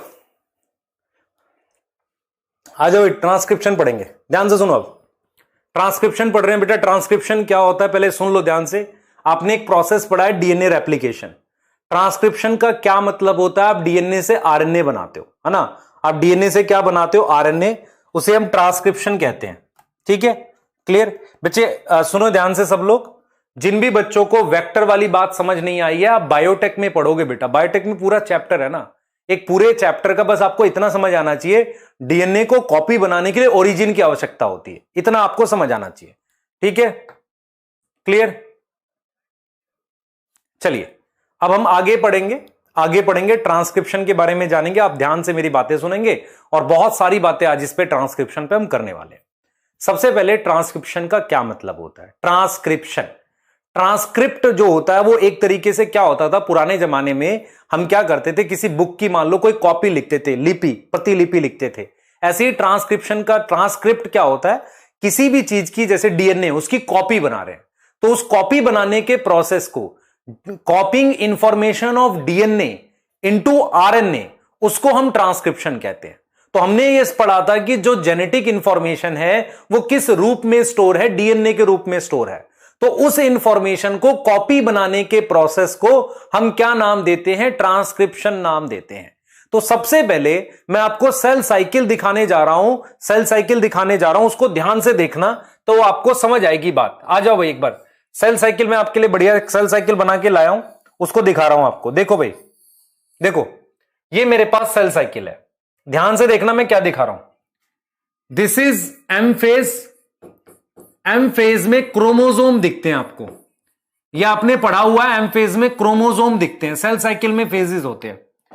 this phase is G1, this phase is G1, this is S, this is G2। अब सुन लो ध्यान से मैं क्या बोलने वाला, इधर देखो बेटा, इधर देखो। ट्रांसक्रिप्शन का क्या मतलब होता है, अगर आप ध्यान से देखो, मैं जो दिखा रहा हूं इस डायग्राम में, ये डीएनए थोड़ा सा कंडेंस है, this is in form of chromatin. मैंने इस डीएनए को थोड़ा सा खोला है, यहां पर ये थोड़ा सा खुला हुआ है, ये इसलिए खोला है ताकि इससे आरएनए बना सकूं। तो मैं आपको यह समझाने की कोशिश कर रहा हूं कि ट्रांसक्रिप्शन एक ऐसा प्रोसेस है जिसमें डीएनए से आरएनए बनाते हैं। डीएनए से आरएनए सेल साइकिल के दो फेजेस में बना सकते हैं मेनली, एक G1 में बनाते हैं और एक G2 में बनाते हैं, जहां पर डीएनए को खोलकर उससे आरएनए बनाते हैं। सवाल यह यहां पर कि हम ट्रांसक्रिप्शन कौन कौन से फेज में करते हैं। तो मैं यहां पर लिख रहा हूं कि ट्रांसक्रिप्शन कहां होगी बेटा, transcription occur in G1 and G2। आप एक चीज देख रहे हो बेटा, ये चीज देख रहे हो कि मेरे पास ये व्हाइट कलर के दोनों थ्रेड है, उसके बाद देखो ये सेमी कंजर्वेटिव डीएनए रेप्लिकेशन चल रही है, दोनों थ्रेड ऐसे खुल रहा है, उसका डीएनए ऐसे डबल हो रहा है, और मेरे पास ये देख रहे हो ये दो थ्रेड बन गए, इस एक थ्रेड से दो थ्रेड डीएनए कॉपी हो गया, G2 तक पहुंचते पहुंचते कॉपी हो गया। ये एस फेज है जिसमें डीएनए रेप्लिकेशन चली है। अब मैं कह रहा हूं ट्रांसक्रिप्शन इसमें होगा और इसमें होगा, उसमें हम क्या बनाएंगे, आरएनए बनाएंगे। आ जाओ आगे की कहानी सुनो, आगे की कहानी सुनो भाई। सबसे पहले ट्रांसक्रिप्शन को डिफाइन करते हैं, व्हाट इज ट्रांसक्रिप्शन। तो transcription is process of कॉपिंग information, process of कॉपिंग information of DNA into RNA. अगर मैं डीएनए की इंफॉर्मेशन से आरएनए बनाऊंगा या डीएनए के कोड को कॉपी करके आरएनए बनाऊंगा, उसे मैं ट्रांसक्रिप्शन कहता हूं, उसे मैं क्या कहता हूं, ट्रांसक्रिप्शन। तो आपके पास ये डीएनए है, आपने क्या किया, इसकी इंफॉर्मेशन ध्यान से देखें बेटा, ये इतने बड़े डीएनए की इंफॉर्मेशन आपने कॉपी कर ली, यहां पर कॉपी कर ली और आरएनए बना दिया। क्या बना दिया आपने, आरएनए बना दिया। तो इस प्रोसेस को हम क्या बोलते हैं, ट्रांसक्रिप्शन बोलते हैं। फर्क क्या होता है, सुन लो ध्यान से। ट्रांसक्रिप्शन में क्या होता है, आप आरएनए बनाते हो डीएनए से, देखो इस डीएनए से आपने आरएनए बना दिया। आप में फर्क यह होता है सिर्फ कि मैं टी की जगह यू लगा देता हूं, बाकी सेम रहता है बेटा, आप समझ लो ध्यान से। मैं क्या कर रहा हूं ये समझो, this is RNA, what is transcription, DNA की कॉपी बनाना। कहां करेंगे, न्यूक्लियस में कर सकते हैं, यूकैरियोटिक सेल में। तो सबसे पहले आपको ये समझ में आना चाहिए कि डीएनए की कॉपी बनाने को ट्रांसक्रिप्शन कहते हैं, जिसमें टी की जगह, मान लो मेरे पास ये डबल स्ट्रैंडेड डीएनए बना है, देखो ध्यान से बेटा, दिस इज डीएनए, मैं खोल के बनाता हूं इसको ऐसे, दिस इज डीएनए, डीएनए, ठीक है। इसमें से ये एक स्ट्रैंड था, इसके मैं सीक्वेंस लिख रहा हूं, A T G C T G. तो आपने क्या किया, इस स्ट्रैंड की, इस वाले स्ट्रैंड की पूरी कॉपी बना दी यहां पर, बस टी की जगह आपने यू रखा है, बाकी सेम कॉपी बना दी। तो डीएनए के किसी भी एक स्ट्रैंड की, या तो इसकी या इसकी, अगर आप कॉपी बनाते हो उसे आप ट्रांसक्रिप्शन कहते हो, उसे आप क्या बोलते हो, ट्रांसक्रिप्शन कहते हो। और आप क्या करोगे, ये जो कॉपी बनी है इसे आरएनए कह रहे हैं, उसमें क्या होगा, इन ड्यूरिंग ट्रांसक्रिप्शन क्या होगी, कॉपी ऑफ वन स्ट्रैंड, एक ही स्ट्रैंड की कॉपी बनेगी, मतलब इन दोनों में से किसी एक की कॉपी यहां बनेगी, उसे ट्रांसक्रिप्शन कहते हैं, और टी की जगह यू आ जाता है। तो copy of one strand form and in place of T हमारे पास क्या होगा, in place of T U present होगा, in place of T in RNA हमारे पास क्या प्रेजेंट होगा, यू प्रेजेंट होगा। तो टी की जगह हमारे पास यू आ जाएगा, बस इसे ट्रांसक्रिप्शन कहते हैं। इतनी बात अगर आपको बेसिक समझ आ गया तो हम आगे जा सकते हैं कुछ सवालों के साथ, कुछ इंपॉर्टेंट डिस्कशन के साथ। सिर्फ ट्रांसक्रिप्शन शब्द का मतलब समझो, ट्रांसक्रिप्ट मतलब कॉपी बनाना, डीएनए से आरएनए की कॉपी बना रहे हैं, कोड बिल्कुल सेम आता है, फर्क क्या होता है, टी की जगह यू आता है, और एक तरीके से इंफॉर्मेशन कॉपी हो जाती है। ये क्यों कर रहे हैं, कैसे कर रहे हैं, सारा बात करते हैं। यहां तक क्लियर है, अरे यहां तक क्लियर है, हाँ अजय सिंह, बहुत सही सवाल।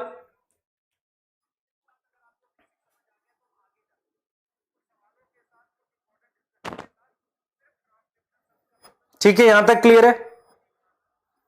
ट्रांसक्रिप्शन क्यों होता है, सही सवाल है बेटा। डीएनए बाहर आ नहीं सकता, हम डीएनए की फोटोकॉपी बनाते हैं। हम जरा इसको पूरे को एक्सप्लेन करेंगे, वाई वी नीड ट्रांसक्रिप्शन, ये पूरा एक्सप्लेन कर रहे हैं, ठीक है, पूरा एक्सप्लेन कर रहे हैं वाई वी नीड ट्रांसक्रिप्शन, इसको हम समझ रहे हैं। देखो जरा एक डायग्राम के थ्रू समझेंगे जिससे आपको क्लियर हो जाए। आ जाओ फटाफट से देख लो डायग्राम, मैं क्या बता रहा हूं। वाई वी नीड ट्रांसक्रिप्शन, ये देखो, दिस इज सेल, ये आपके पास सेल है, मान लो दिस इज सेल, ठीक है। ये आपके पास न्यूक्लियस है, this is nucleus, this is nucleus, देख लो बेटा।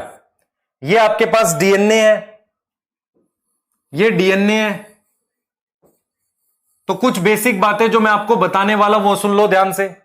इस डीएनए की आपने एक फोटोकॉपी बनाई, इस डीएनए की एक फोटोकॉपी बनाई, उसका नाम आरएनए रख दिया। उस आरएनए को आप बाहर लाओगे, न्यूक्लियस के बाहर, और इस आरएनए को यूज करोगे, यूज टू मेक प्रोटीन। इतनी बात समझो, क्यों किया ये समझ में आना चाहिए। अब मैं आपसे कुछ सवाल पूछूंगा, सुनना ध्यान से। मेरे पास ये इतना बड़ा डीएनए है, सोच, सारी बातें सुनना ध्यान से बेटा, बहुत इंपॉर्टेंट बातें करूंगा मैं। मेरे पास यहां से लेके यहां इतना बड़ा डीएनए है। पहला सवाल ये है, क्या सारे डीएनए की ट्रांसक्रिप्शन होगी? पहला सवाल।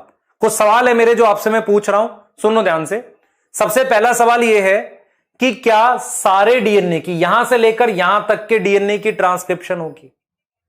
क्या सारे की होगी? आंसर है नहीं। हमारे पास क्या होता है, ट्रांसक्रिप्शन थोड़े थोड़े पार्ट की होती है। जैसे क्या मतलब, जिस पार्ट की होती है उसे जीन कोडिंग रीजन कहते हैं। जैसे इतने की होगी, इतने की होगी, इतने की होगी। तो मतलब यह हुआ कि जब डीएनए, देखो डीएनए एक मास्टर कॉपी है, उसकी एक फोटो कॉपी बनाते हैं जिसे आरएनए कहते हैं। इस आरएनए को हम बाहर लाकर उससे प्रोटीन बनाते हैं। पहली बात तो ये हो गई।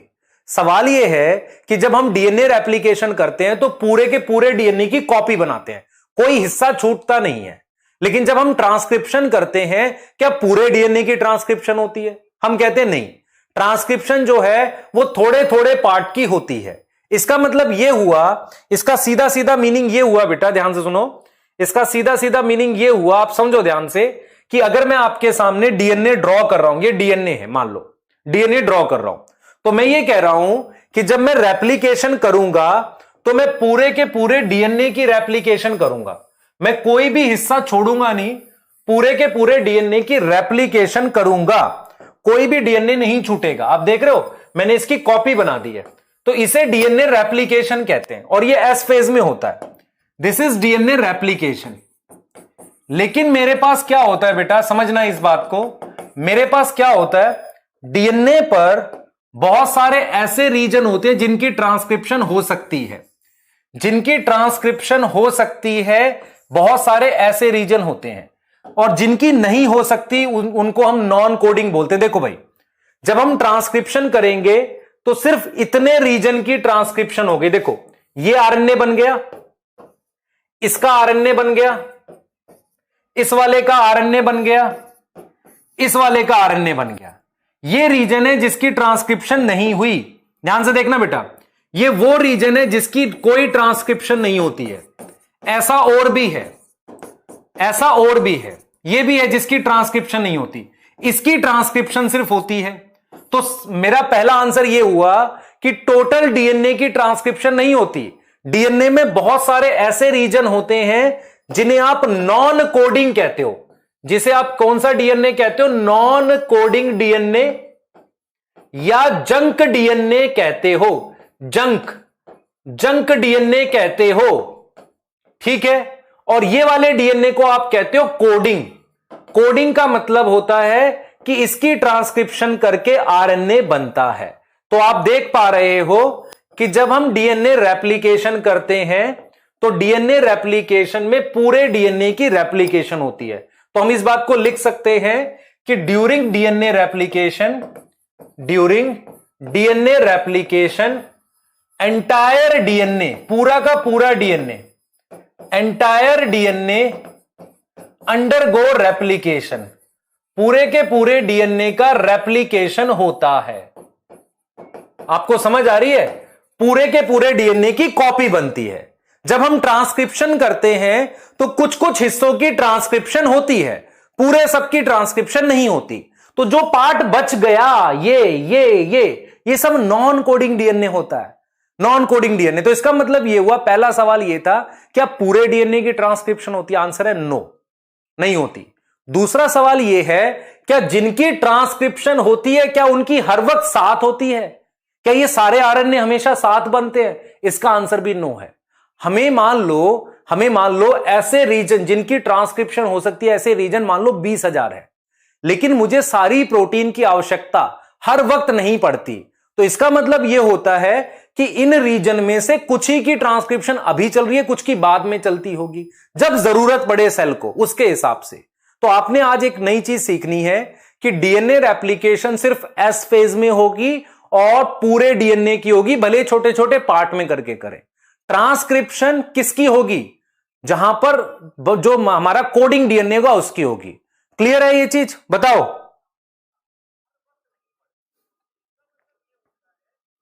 आ गया समझ, क्लियर है।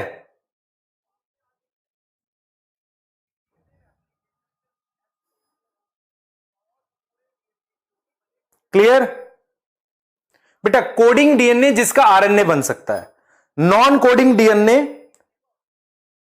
सुने ध्यान से बेटा, नॉन कोडिंग डीएनए जिसका आरएनए नहीं बन सकता, ठीक है। अब सवाल बेटा, रेप्लिकॉन, तो मेरी बात सुनो, आप इसको देख के रेप्लिकॉन से कंफ्यूज मत करो। रेप्लिकॉन का मतलब यह होता है कि डीएनए का मतलब पूरे डीएनए को आप खाली पार्ट में वैसे डिवाइड किया, तोड़ा नहीं है, ताकि पूरे की रेप्लिकेशन कर सके, ठीक है। एक्सॉन इंट्रॉन्स ये नहीं है बेटा, ये एक्सॉन इंट्रॉन्स नहीं है यहां पर, ये कोडिंग नॉन कोडिंग है सिर्फ।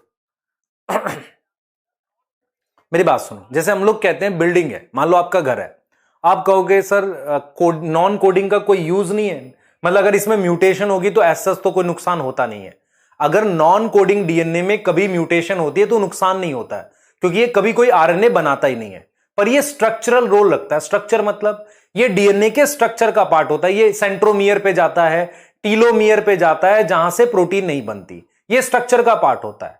तो इसका वो वाला रोल है। जैसे मान लो आप बिल्डिंग की बात करते हैं, मैं कहूंगा कि आप सर आप बताओ क्या नॉन कोडिंग कोई काम नहीं करता? मैं कहूंगा कुछ तो करता है। तो आप कहोगे सर आरएनए तो बना नहीं रहा है। तो मैं कहूंगा देख बेटा आरएनए नहीं बना रहा लेकिन काम है। एग्जांपल दो, जैसे आपकी बिल्डिंग में जो पिलर्स हैं, जो पिलर है नीचे घर के अंदर की तरफ जो अंदर में पिलर है नीचे बिल्कुल, क्या उनका कोई रोल नहीं? रोल तो है। क्या आप वहां रह रहे हो? नहीं, रह नहीं रहे हैं। तो कोडिंग रीजन वो है जिससे आरएनए बनता है। नॉन कोडिंग रीजन जो है वो स्ट्रक्चरल कंपोनेंट है, स्ट्रक्चर का पार्ट है। उसमें म्यूटेशन होगी चलेगा, लेकिन कहीं ना कहीं वो उसका कुछ रोल जरूर होता है, नहीं तो अब तक खत्म हो गया होता। तो नॉन कोडिंग डीएनए काम जरूर करता है पर उसका कोई आरएनए नहीं बनता है। ये ना इंट्रॉन्स या एक्सॉन्स की कोई बात नहीं कर रहा मैं, सिर्फ अभी समझो ध्यान से। तो मेरे पास टोटल डीएनए में बहुत सारा ऐसा डीएनए होता है जो नॉन कोडिंग होता है, उसका रोल कुछ ना कुछ है, अभी हमें पता नहीं चला। हमें तो उनका रोल पता चला है जो आरएनए बना रहा है। तो आरएनए बनेगा तो उससे फिर प्रोटीन बना सकते हैं। यहां तक समझ में आया? ठीक है, क्लियर, स्ट्रक्चरल पार्ट है। क्लियर यार, कोडोन मत पूछ, आगे जाके बताऊंगा।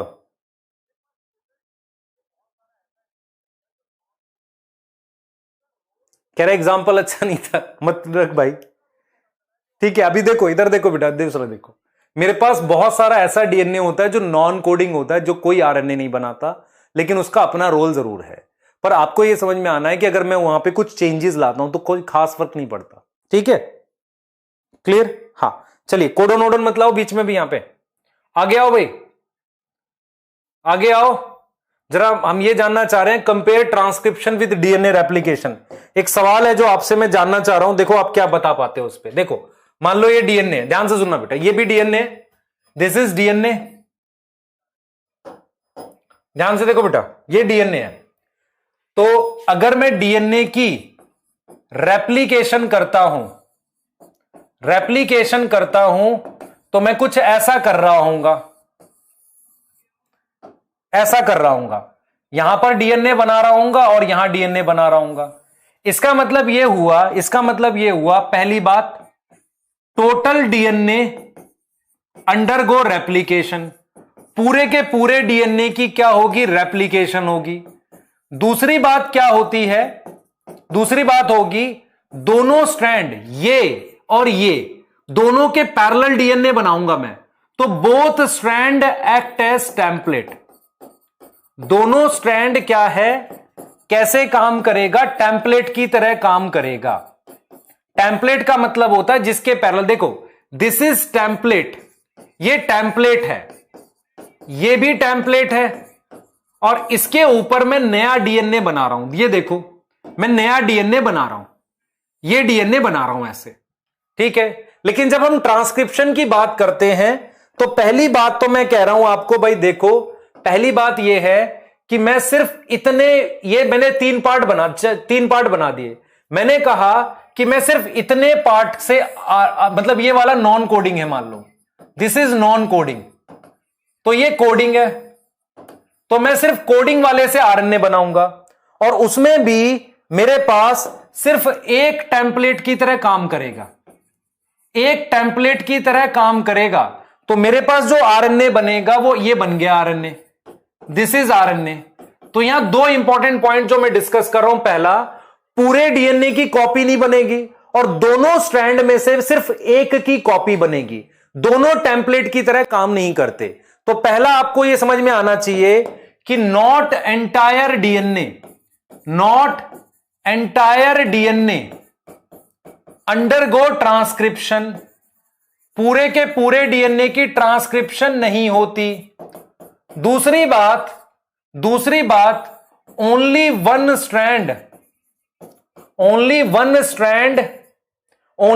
Strand can act as template.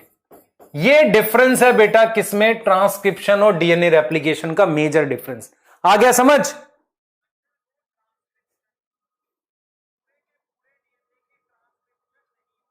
आप देखो बेटा, मैंने यहां से लेके यहां तक पूरे के पूरे डीएनए की ट्रांसक्रिप्शन करी, देख लो कॉपी डबल हो गई है। ठीक है, दूसरा, दोनों स्ट्रैंड को टेम्पलेट की तरह यूज करके डीएनए बनाया, दिस इज डीएनए, दोनों स्ट्रैंड से डीएनए बनाया। यहां पर देखो इतने पार्ट की कोई ट्रांसक्रिप्शन नहीं करी, इसकी करी है, और उसमें भी दोनों स्ट्रैंड में से, इन दोनों स्ट्रैंड में से इस वाले की करी है, टेम्पलेट बनाया। क्लियर है?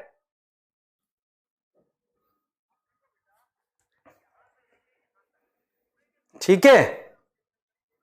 अब सवाल आ गया कि यार दोनों में से एक स्ट्रैंड की क्यों करते हैं, उसी का आंसर बताने जा रहा हूं। वाई विच स्ट्रैंड वो सारा बताएंगे, दोनों में से एक की करेंगे क्यों, वो रीजन बताने जा रहा हूं।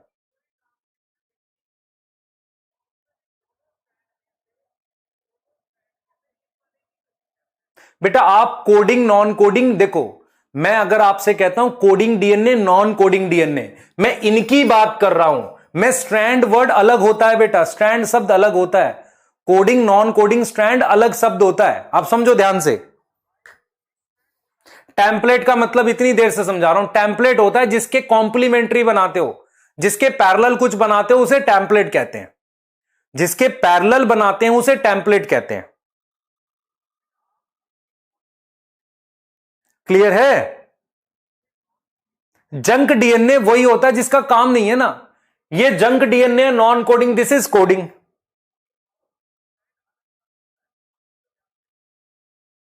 बच्चे सुनो, फिर से सुनो, ध्यान से सुनो, ये इतना बड़ा डीएनए है और ये इतना बड़ा डीएनए है। मैंने कहा डीएनए रेप्लिकेशन पूरे डीएनए की होगी, मैंने कहा नहीं, ट्रांसक्रिप्शन सिर्फ इतने हिस्से की होगी। चलो पहली बात समझ आ गई। दूसरा मैंने कहा ये भी टेम्पलेट है, ये भी टेम्पलेट है, इसके कॉम्प्लीमेंट्री ये इस कलर का डीएनए बनाया और इसके कॉम्प्लीमेंट्री ये बनाया, तो इसका मतलब दोनों स्ट्रैंड टेम्पलेट की तरह काम करते हैं।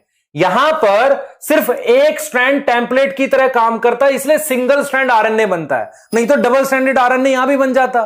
तो सवाल यही है, एनसीईआरटी ने पूछा है, एनसीईआरटी ने यह सवाल आपसे पूछा है, मैं बता रहा हूं आपसे पूछा था, ठीक है। सवाल यह है कि why both strand of DNA not show transcription, दोनों स्ट्रैंड ट्रांसक्रिप्शन क्यों नहीं शो करते, इसका एक शानदार आंसर लेंगे हम, ठीक है, एक बढ़िया आंसर लेंगे। ध्यान से सुनो बेटा, देखो जरा ध्यान से देखो, this is DNA, this is DNA, DNA के दोनों स्ट्रैंड है, ठीक है, 2 स्ट्रैंड है, 2 स्ट्रैंड हो गया डीएनए के, ठीक है। हम क्या करेंगे, ध्यान से देखो बेटा, हम क्या करेंगे, हम ऐसा मान लेते हैं कि दोनों स्ट्रैंड, ध्यान दो बेटा, ध्यान से देखो, हम क्या मान रहे हैं, देखो इधर देखो बेटा, इधर देखो, ध्यान से सुनो, हम कह रहे हैं कि why both strand of DNA not show transcription, इसका आंसर ले लेते हैं, ठीक है। आंसर लेने के लिए हम ऐसा अज्यूम कर रहे हैं, सुनो ध्यान से, हम ऐसा मान लेते हैं कि दोनों स्ट्रैंड की ट्रांसक्रिप्शन हो रही है। हमारे पास ये डीएनए है डबल स्ट्रैंडेड, हम ऐसा मान लेते हैं कि ये जो आरएनए बना है दोनों स्ट्रैंड से बना है, ठीक है, ये आरएनए जो बना है दोनों स्ट्रैंड से बना है। इसके जैसा देखो, ये जो ऊपर वाला है इसके जैसा ये आरएनए बना रहे हैं, ठीक है। तो मैं लिख देता हूं, सीक्वेंस लिख दूं एक बार, देखो इसके जैसा, इस स्ट्रैंड के जैसा ये वाला स्ट्रैंड 5 से 3, इसके जैसा ये आरएनए बना देते हैं। तो ये आरएनए का सीक्वेंस क्या होगा, ए जी, ये देखो यहां क्या आएगा, यू ए जी सी, फिर यू ए जी, देख रहे हो मैंने क्या किया, इसके जैसा आरएनए ये बना दिया। मैंने कहा चलो ठीक है, ये टेम्पलेट की तरह काम किया तो ऐसा आरएनए बनेगा। देखो हमेशा याद रखो, जब ये टेम्पलेट की तरह काम करेगा तो ये आरएनए बनेगा, और जब ये टेम्पलेट की तरह काम करेगा तो ये वाला आरएनए बनेगा जो इसके जैसा है। देखो ये टेम्पलेट की तरह काम करेगा तो ये आरएनए बनेगा जो इसके जैसा हो, क्योंकि कॉम्प्लीमेंट्री बनाते हैं। जैसे हम लोग क्या करते हैं, समझना इस बात को बेटा, देखो ये मैंने एक आरएनए बना दिया, फिर मैंने क्या किया, इसके जैसा एक और आरएनए बनाया, देखो इसके जैसा, देखो एक इसके जैसा आरएनए ये वाले जैसा मैंने ये बना दिया है। इसके जैसा आरएनए बना दो, क्या लिखोगे, यू सी ए, टी की जगह यू लिख दो, सी लिख दो, जी लिख दो, ए की जगह ए आ गया, यहां पर टी की जगह यू लिख दो, सी लिख दो, तो ये तुम्हारे पास 2 आरएनए बन गए। समझो ध्यान से, मैं ये कह रहा हूं ऐसा मान लेते हैं कि 2 आरएनए बनते हैं। परेशानी कहां है वो सुनो ध्यान से। एनसीईआरटी ने कहा है why both strand of DNA not show transcription, ऐसा पूछा है, ऐसा हमसे पूछा है, तो हम कह रहे हैं कि अज्यूम करो if both strand show transcription, both strand show transcription, उस केस में क्या होगा? देखो जरा, मान लेते हैं और एट सेम टाइम पर हमारे पास 2 आरएनए बन जाएंगे और वो क्या होंगे? कॉम्प्लीमेंट्री होंगे। They are complementary. कॉम्प्लीमेंट्री का मतलब क्या हुआ? आपस में जुड़ सकते हैं। मैंने कहा, मैं आपको एक्सप्लेनेशन दे रहा हूं कि why both strand of DNA not show transcription. मैंने कहा मान लो इससे ये वाला आरएनए बना है, इससे ये बना है, ये दोनों स्ट्रैंड आरएनए के एक दूसरे के कॉम्प्लीमेंट्री हैं। तो एनसीईआरटी ने कहा कि अगर दोनों स्ट्रैंड से आरएनए सेम टाइम पर बनाएं तो मेरे पास क्या बन जाएगा? हम लिखेंगे since both RNA is complementary होता है, both RNA is complementary, it can form double stranded RNA and double stranded RNA can not make protein. उससे हम प्रोटीन नहीं बना सकते। मैं रिपीट कर रहा हूं, समझना ध्यान से। मैंने ये बोला कि जैसे ही, ध्यान से देखो बेटा, मैं क्या बताना चाह रहा हूं। मैं कह रहा हूं ये डबल स्ट्रैंडेड आरएनए बन जाएगा, ये दोनों जुड़ जाएंगे। मतलब अगर मेरे पास इन दोनों स्ट्रैंड से 2 अलग अलग आरएनए बने, पर ये 2 अलग अलग आरएनए एक दूसरे के कॉम्प्लीमेंट्री होंगे। कॉम्प्लीमेंट्री होने का मतलब ये आपस में जुड़ जाएंगे। आपस में ये क्या हो जाएंगे? जुड़ जाएंगे। अगर ये आपस में जुड़ गए तो डबल स्ट्रैंडेड आरएनए बन जाएगा, और डबल स्ट्रैंडेड आरएनए की प्रोटीन नहीं बनती। प्रोटीन हमेशा सिंगल स्ट्रैंड आरएनए की बनती है। तो पहला रीजन ये है कि if both strand of DNA, सुनो ध्यान से, फोकस करके सुनो, if both strand of DNA undergo transcription then we have 2 different RNA which is complementary. Complementary मतलब एक दूसरे से जुड़ सकता है। This can form a double stranded RNA जिसकी प्रोटीन नहीं बनेगी। ये वाली बात समझ में आई? एक कह रहा है double stranded RNA is equal to DNA. नहीं, राइबोस शुगर है भाई, क्या कर रहा है, और यूरेसिल है।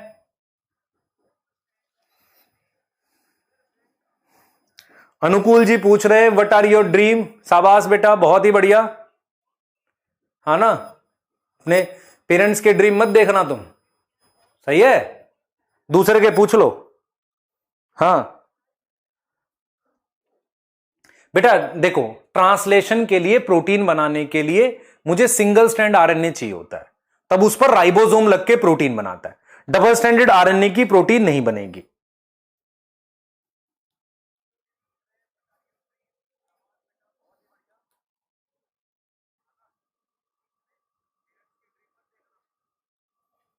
ठीक है, देखो मैंने क्या बोला, देखो ये डीएनए से मान लो इसके जैसा ये आरएनए बन गया, इसके जैसा ये आरएनए बन गया। क्लियर?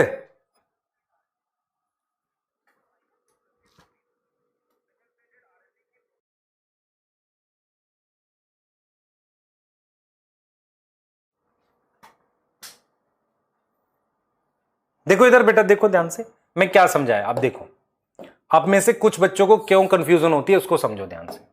ध्यान से देखना, ध्यान से देखना, आपको समझ आ जाएगा 1 मिनट में। ये मान लो डीएनए है, मेरे को थोड़ा सा और आपके लिए एक्सप्लेन करना पड़ता है। ये डीएनए मान लो, ये एक डीएनए है। आपको पता है डीएनए के सामने मान लो यहां ए होता तो यहां टी होता डीएनए पे, यहां जी होता तो क्या होता? सी होता। यहां टी होता तो यहां क्या होता? जी होता। यहां ए होता तो यहां टी होता। टी के सी लिख देते हैं बेटा, ए लिख देते हैं, म्यूटेशन हो गई थी अभी, है ना। फिर यहां पर जी होता तो यहां सी होता। मान लो ये डीएनए है, मैं कह रहा हूं कि इसके कॉम्प्लीमेंट्री आरएनए बनाते हैं, इसके कॉम्प्लीमेंट्री आरएनए बनाते हैं। तो इसके कॉम्प्लीमेंट देखो, ये 3 से 5 है, मैं एक आरएनए लिखता हूं। ये 5 से 3 मैंने आरएनए लिख दिया। एक इसके कॉम्प्लीमेंट्री यहां 5 से 3 आरएनए लिखता हूं। तो ये दोनों आरएनए हैं। ये देखो, ये पहले ये आरएनए बेटा, this is RNA, this is RNA.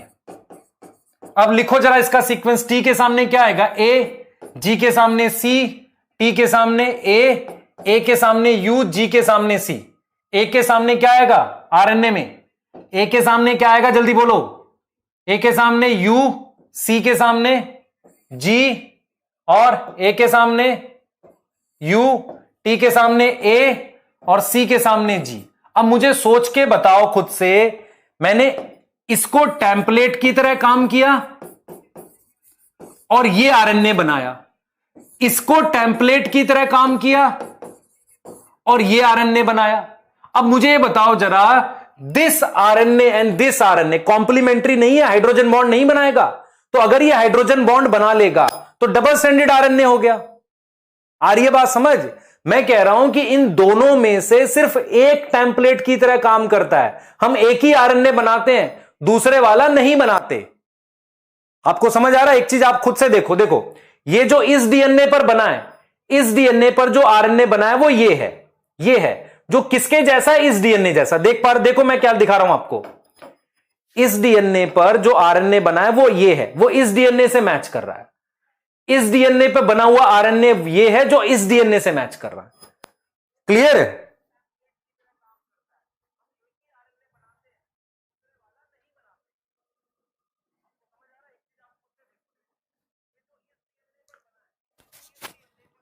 बेटा मैंने कहा कि इस डीएनए से सामने कॉम्प्लीमेंट्री बनाते हैं ना, this is RNA, this is RNA. आप क्यों परेशान हो रहे? ये आरएनए है, ये आरएनए है, ये डीएनए है और ये डीएनए है। मैं ये कह रहा हूं कि अगर दोनों डीएनए से आप आरएनए बनाओगे वो आपस में कॉम्प्लीमेंट्री होगा ना। क्लियर है? और फिर डबल स्ट्रैंडेड आरएनए बन जाएगा सेल में। डबल स्ट्रैंडेड आरएनए बनते ही वो क्या होगा, वो जुड़ जाएंगे, प्रोटीन नहीं बना देंगे। क्या रॉन्ग हो गया यार? एक कहीं गलती से न्यूक्लियोटाइड गलत लिखा होगा, उस पे लगे रॉन्ग लिखने में। इतने मक्कार बालक हैं कुछ तो।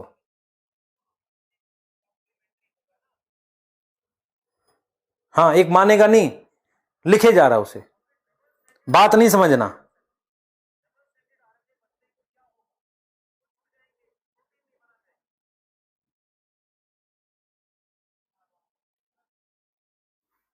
अब मैं न्यूक्लियोटाइड थोड़ी खोजता फिरूंगा, अपना समझ लो ध्यान से। मैंने क्या बोला है? मैंने बोला है दोनों डीएनए से दो आरएनए नहीं बनते, एक से बनता है। दो आरएनए बनेंगे तो वो जुड़ के क्या हो जाएगा, डबल स्ट्रैंडेड आरएनए बन जाएगा, उसकी प्रोटीन नहीं बनती।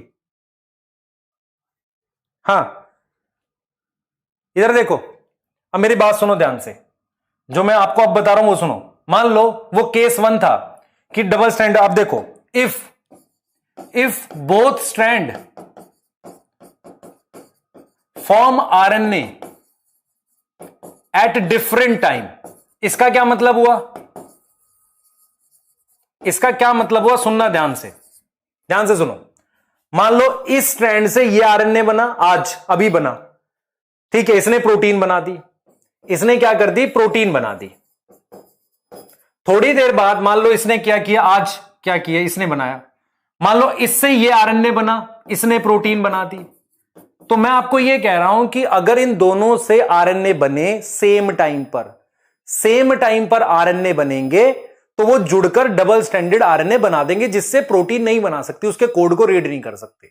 लेकिन अलग अलग समय पर अगर आरएनए बने, एक बार इससे बन जाए और एक बार इससे बन जाए, तो दोनों दो अलग अलग तरह की प्रोटीन बना देंगे, जिससे नुकसान होता है।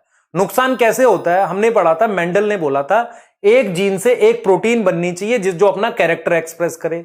लेकिन यहां जीन से कभी ये प्रोटीन बनेगी, कभी ये बनेगी।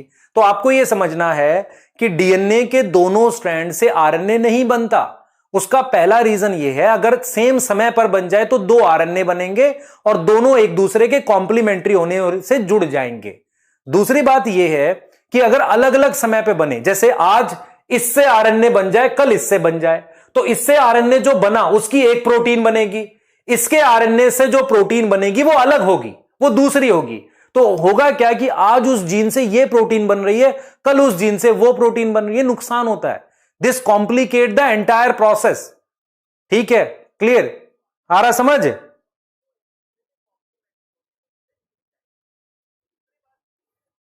बोलो बेटा।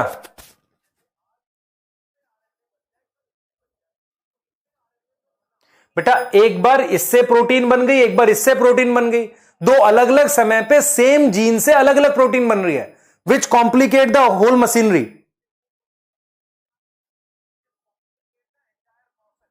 मतलब कैसे, मेरे को बताता हूं आपको। मान लो एक जीन है, उससे ये प्रोटीन बनेगी, एंजाइम है, वो कोई चीज कन्वर्ट करती है, फिर आगे दूसरी कन्वर्जन होती है, आज वो बनी नहीं तो पूरा प्रोसेस रुक गया।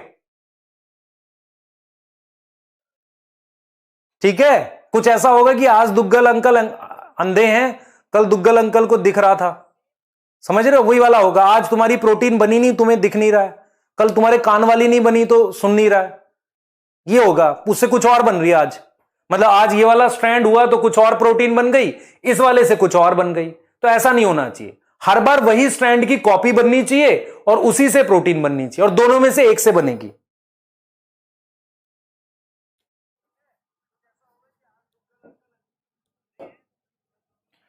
इसका मतलब ये होगा, इफ, वो लिख देता हूं भाई, लिख रहा हूं, बोथ स्ट्रैंड अंडरगो ट्रांसक्रिप्शन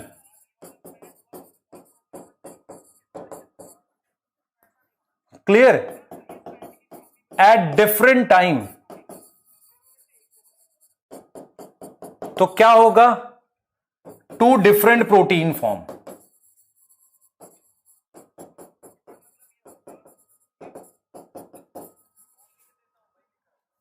ठीक है, हाँ क्लियर। मेरे कहने का सिंपल मतलब यह है बेटा कि नेचर ने क्या किया, इन दोनों में से एक से आरएनए बनेगा, समझ आ रहा, और एक ही से बनेगा। ऐसा नहीं है कि कभी इससे बन रहा है कभी उससे बन रहा है, यह भी फिक्स है किससे बनना है। ठीक है, और ऐसा नहीं हो सकता कि आज इससे बन गया कल इससे बन रहा, नहीं, एक ही से बनेगा और फिक्स है, एक ही से बनाना है हमें दोनों में से। ठीक है, दोनों साथ बन गए तो डबल स्टैंड हो जाएगा, तो कुछ नहीं होना। अलग अलग समय बने तो प्रोटीन अलग अलग बनने लगेगी, जो कॉम्प्लिकेट करेगा। Clear, the entire process become futile, futile मतलब वेस्ट, फ्यूटाइल, फ्यूटाइल वेस्ट होता है। एक पूछ रहा दुग्गल अंकल कौन थे बेटा, फिर अब क्या ही करें, है ना।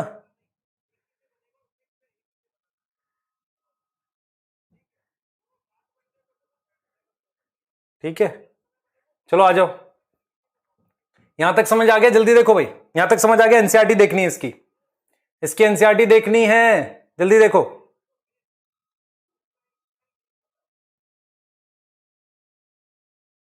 आ जाओ, इस पे आ जाओ, परिभाषा ट्रांसक्रिप्शन की।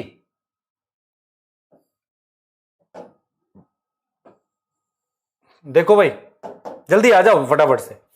The process of कॉपिंग genetic information, genetic मतलब सारी इंफॉर्मेशन नहीं कॉपी करनी, उसी करनी है जो जीन है, from one strand of DNA, एक ही से करनी है, एक ही से करनी है, into RNA, is termed as transcription. यहां पर कौन सा प्रिंसिपल फॉलो होता है, प्रिंसिपल ऑफ कॉम्प्लीमेंटेरिटी, मतलब ए के सामने टी जोड़ना है, ऐसे वाला, ए के सामने यू जोड़ना है, जी के सामने सी जोड़ना है। तो प्रिंसिपल ऑफ कॉम्प्लीमेंटेरिटी यहां भी होता है, जैसे डीएनए रेप्लिकेशन और ट्रांसक्रिप्शन में यही सेम है, दोनों में न्यूक्लियोटाइड की चेन बनाते हैं, दोनों में यह प्रिंसिपल फॉलो होता है, except the adenosine complement with uracil. समझ रहे हो, कह रहा है कि ए किसकी जगह जुड़ के, ए यू से जुड़ रहा है, ए टी से नहीं जुड़ रहा, कह रहा है कि A base pair with uracil, thymine की जगह। However unlike in the process of replication, जिसमें क्या होता था, टोटल डीएनए का डबल होता था। क्योंकि क्या कह रहा है, क्या कह रहा है कि मेरे पास, however unlike the process of replication, replication में पूरे डीएनए का होता था ना, पूरे डीएनए का रेप्लिकेशन होता था। In transcription only segment of DNA and only one strand is copied into RNA. समझ में आ रहा है, पूरे डीएनए में से सेगमेंट, और उस सेगमेंट में से भी एक ही का कॉपी बनेगा। देख रहे हो, दिस इज नेसेसिटी द अब इस बात को समझेंगे अभी हम, कि इससे मुझे बाउंड्रीज फिक्स करनी पड़ेंगी कि किसकी मुझे ट्रांसक्रिप्शन करनी। देखो, अगर मैं आपसे कहता हूं एक बहुत बड़ा डीएनए है, उस बहुत बड़े डीएनए में कुछ पार्ट्स की ट्रांसक्रिप्शन होगी और दोनों में से एक स्ट्रैंड की होगी, तो मुझे बाउंड्रीज फिक्स करनी पड़ेगी कि कहां से शुरू करूंगा कहां खत्म करूंगा। ये कह रहा है, this necessitate the boundaries that would demarcate, demarcate का मतलब होता है अलग करना, region and the strand of DNA that would be transcribe. मतलब हमें क्या करना पड़ेगा, इस पूरे डीएनए में से मुझे उस रीजन को यहां से शुरू करना है, यहां से खत्म करना है, उस रीजन से अलग करना पड़ेगा जिसकी ट्रांसक्रिप्शन, जैसे इसकी हो रही है, इसकी हो रही है, तो इसकी नहीं हो रही, तो इस रीजन को इस रीजन से अलग करना पड़ेगा। बाउंड्रीज बतानी पड़ेंगी, कहां से शुरू करना है, कहां खत्म करना है। आ रहा है समझ? ठीक है।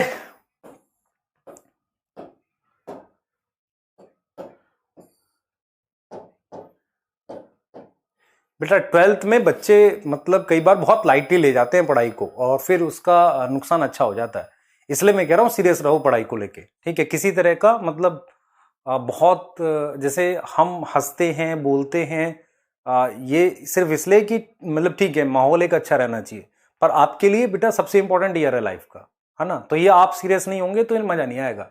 मैं बार बार हर क्लास में इस चीज को क्यों दोहरा रहा हूं, क्योंकि ये जो टाइम है ना, यही है मेन एक्चुअल में।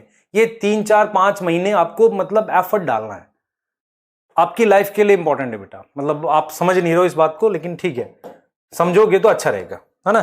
ठीक है, इधर आ जाओ बेटा। देखो, why both strand are not copy during transcription has the simple answer. देखो सिंपल आंसर बताते हैं क्या। देखो क्या कह रही है, दोनों स्ट्रैंड की कॉपी क्यों नहीं बनाते। पहला क्या है, if both strand act as a template that would code for RNA molecule with different sequence.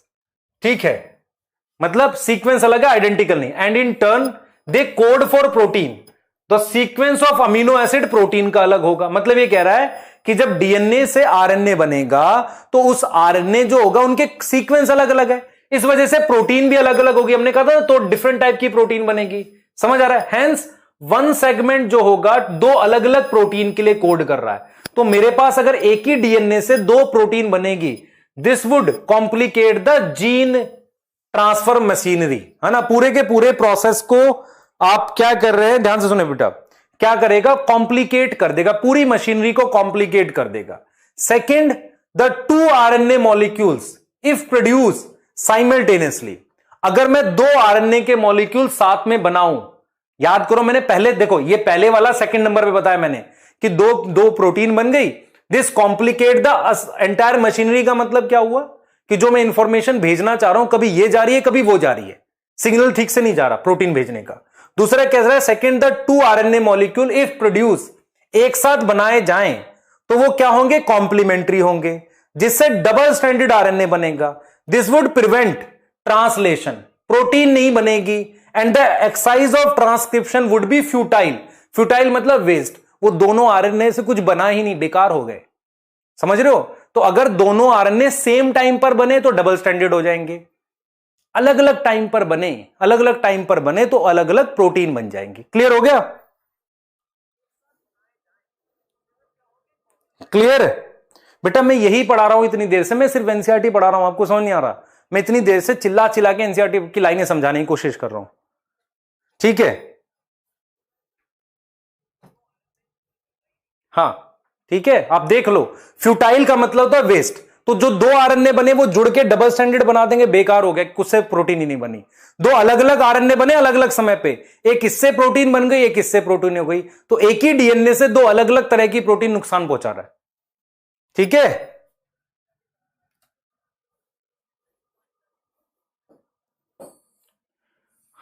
आ जाओ भाई आगे देखो, आगे देखो बेटा, ये देखो। अब हमने एक बात बोली है, ध्यान से सुनना, इधर आ जाओ फटाफट से, देखो ध्यान से। अभी छुट्टी होगी, पहले सुनो, पहले पूरी बात सुनोगे तब छुट्टी होती है। छुट्टी हमारे यहां ऐसे ही होती है, हमारी मर्जी से। सुनेंगे ध्यान से। हम बात कर रहे हैं ट्रांसक्रिप्शन यूनिट की। सुनो, हमने पढ़ा है कि मेरे पास, ध्यान से सुनना, मेरे पास ये टोटल डीएनए है।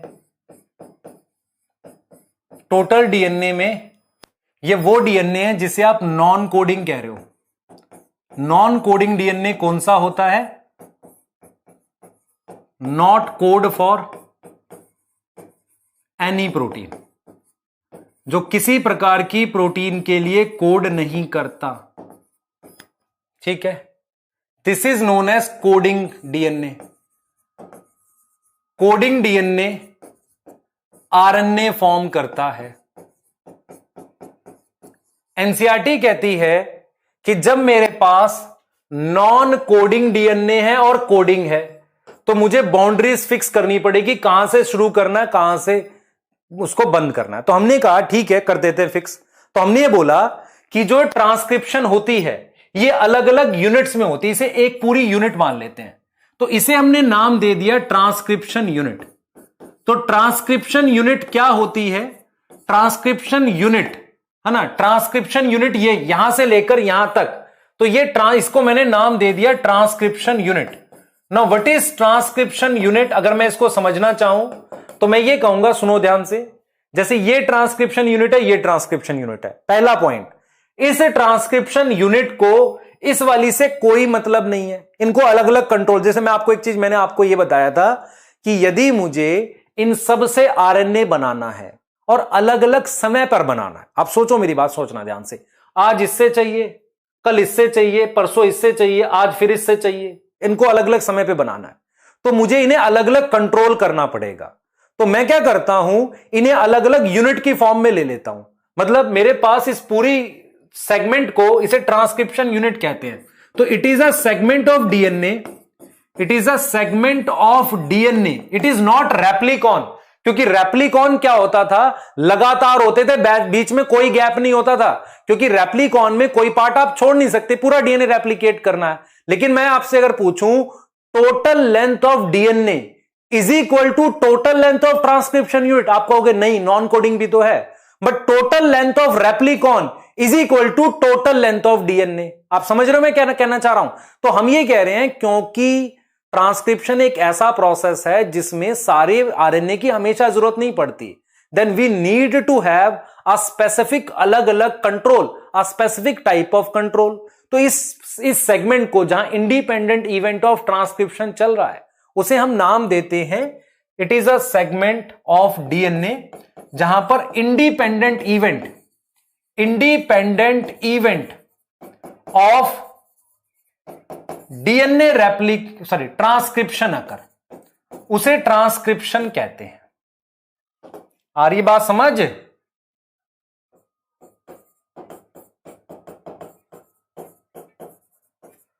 क्लियर? इंडिपेंडेंट डीएनए और ट्रांसक्रिप्शन अकर, ठीक है, इंडिपेंडेंट इवेंट चल रहा है। अब देखो जरा मेरी बात सुना भाई, मैं दो टॉपिक बता रहा हूं, एक ह्यूमन जीनोम प्रोजेक्ट और डीएनए फिंगरप्रिंटिंग। मैं बहुत कूल माइंड से उसको रिकॉर्ड करके दूंगा आपको, मैं उसको लाइव नहीं पढ़ा पाऊंगा। रीजन है उसका क्या? रीजन ये है बेटा, डीएनए फिंगरप्रिंटिंग में बहुत सारी टर्म्स हैं, मैं उसे बहुत स्लो, एक एक चीज को, छोटे छोटे पॉइंट्स को टाइम लेके 2 ढाई 3 घंटे का लेक्चर आराम से बना के, इतनी मुश्किल लाइनें हैं कभी समझ नहीं आती, इवन वो ड्रॉपर में भी नहीं समझ आता बच्चों को, उसको बहुत स्लो स्लो पढ़ाना पड़ेगा। तो मैं ट्राई करूंगा डीएनए फिंगरप्रिंटिंग को बहुत स्लो रिकॉर्ड करके दूं, आप में से जो 1x पे 2x पे आराम आराम से देखना, फिर उसके लाइव डाउट लेंगे। क्योंकि होगा क्या, अगर मैं उसको लाइव पढ़ाने जाऊंगा समझ आना बहुत मुश्किल है। आप में से जिन्होंने कर लिया है स्कूल में उन्हें पता होगा कि डीएनए फिंगरप्रिंटिंग की वो सारी लाइनें, satellite DNA, coding DNA, bulk genomic DNA, ये सारी समझ नहीं आ रही उन्हें, तो उसको धीरे धीरे समझाना है, एक एक लाइन को समझाना है एनसीईआरटी की, तो उसको मैं उस फॉर्म में दूंगा, पहले बता रहा हूं आपको, ध्यान रखना इसे। क्लियर है? क्योंकि वो मैं अगर आपको लाइव पढ़ाने लग गया वो बहुत दिक्कत करेगा, क्योंकि एक तो उसमें कंटेंट हर लाइन में पॉइंट है, तो थोड़ा थोड़ा पढ़ा के एनसीईआरटी रीड करके धीरे धीरे पढ़ा के उसको रिकॉर्ड करना, और डायग्राम्स अलग से उसके यूज करने पड़ेंगे। क्लियर है बेटा ये? ठीक है, अभी नहीं, कल मत मांगने लगना, चैप्टर के लास्ट में है वो, कुछ तो सर भेजा नहीं आपने, ऐसा थोड़ी संडे को क्लास ही आपकी करूंगा मैं फिर सारी है, मेरे कल आज रात में कुछ और रिकॉर्ड करना है, अभी स्प्रिंट वाला भी है बेटा ना। देखो, it is segment of DNA जहां पर इंडिपेंडेंट इवेंट चल रहा है, ठीक है? क्लियर? आप में से बेटा बहुत सारे बच्चों ने स्कूल में पढ़ लिया होगा डीएनए फिंगरप्रिंटिंग, नहीं समझ आ रहा, बहुत मुश्किल है वो। हाँ, उसको टाइम लगा के समझाऊंगा मैं बहुत धीरे धीरे, नहीं तो आएगा ही नहीं बच्चे। मेरे को अभी एक मतलब स्प्रिंट करके है, और वो जो आपका मॉलिक्यूलर बेसिस का पार्ट 2 आने वाला है, कल आएगा, वो कल आ जाएगा उस पे यूट्यूब उम्मीद बैच में, तो आप वो चैप्टर कंप्लीट हो जाएगा, ये वाला उम्मीद में कंप्लीट हो जाएगा कल। पर वहां पर हम सारी चीजें, वो एंजाइम एक्टिविटी नहीं कराया वहां पर हमने, ठीक है? हाँ ठीक है, तो देखो ये है भाई ट्रांसक्रिप्शन यूनिट, देखो इसको मैंने ट्रांसक्रिप्शन यूनिट बोला है, इसका डायग्राम ये है, इधर देखो भाई सारे, ट्रांसक्रिप्शन यूनिट का डायग्राम ये है, दिस इज ट्रांसक्रिप्शन यूनिट।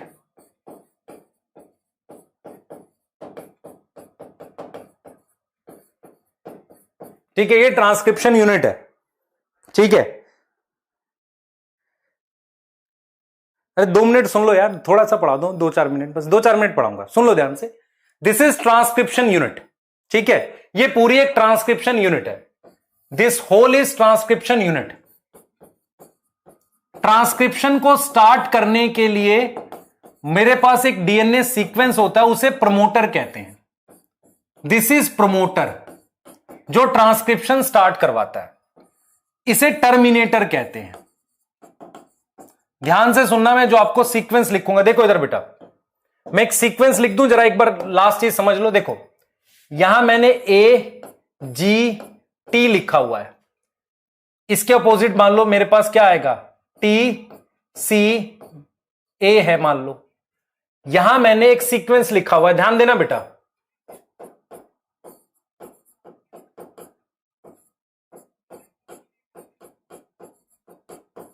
ध्यान से देखना, मैंने एक सीक्वेंस लिखा हुआ है। ये मान लो यहां G है तो यहां C होगा, यहां T है तो यहां A होगा, यहां A है तो यहां T होगा, यहां G है CG TA और GC।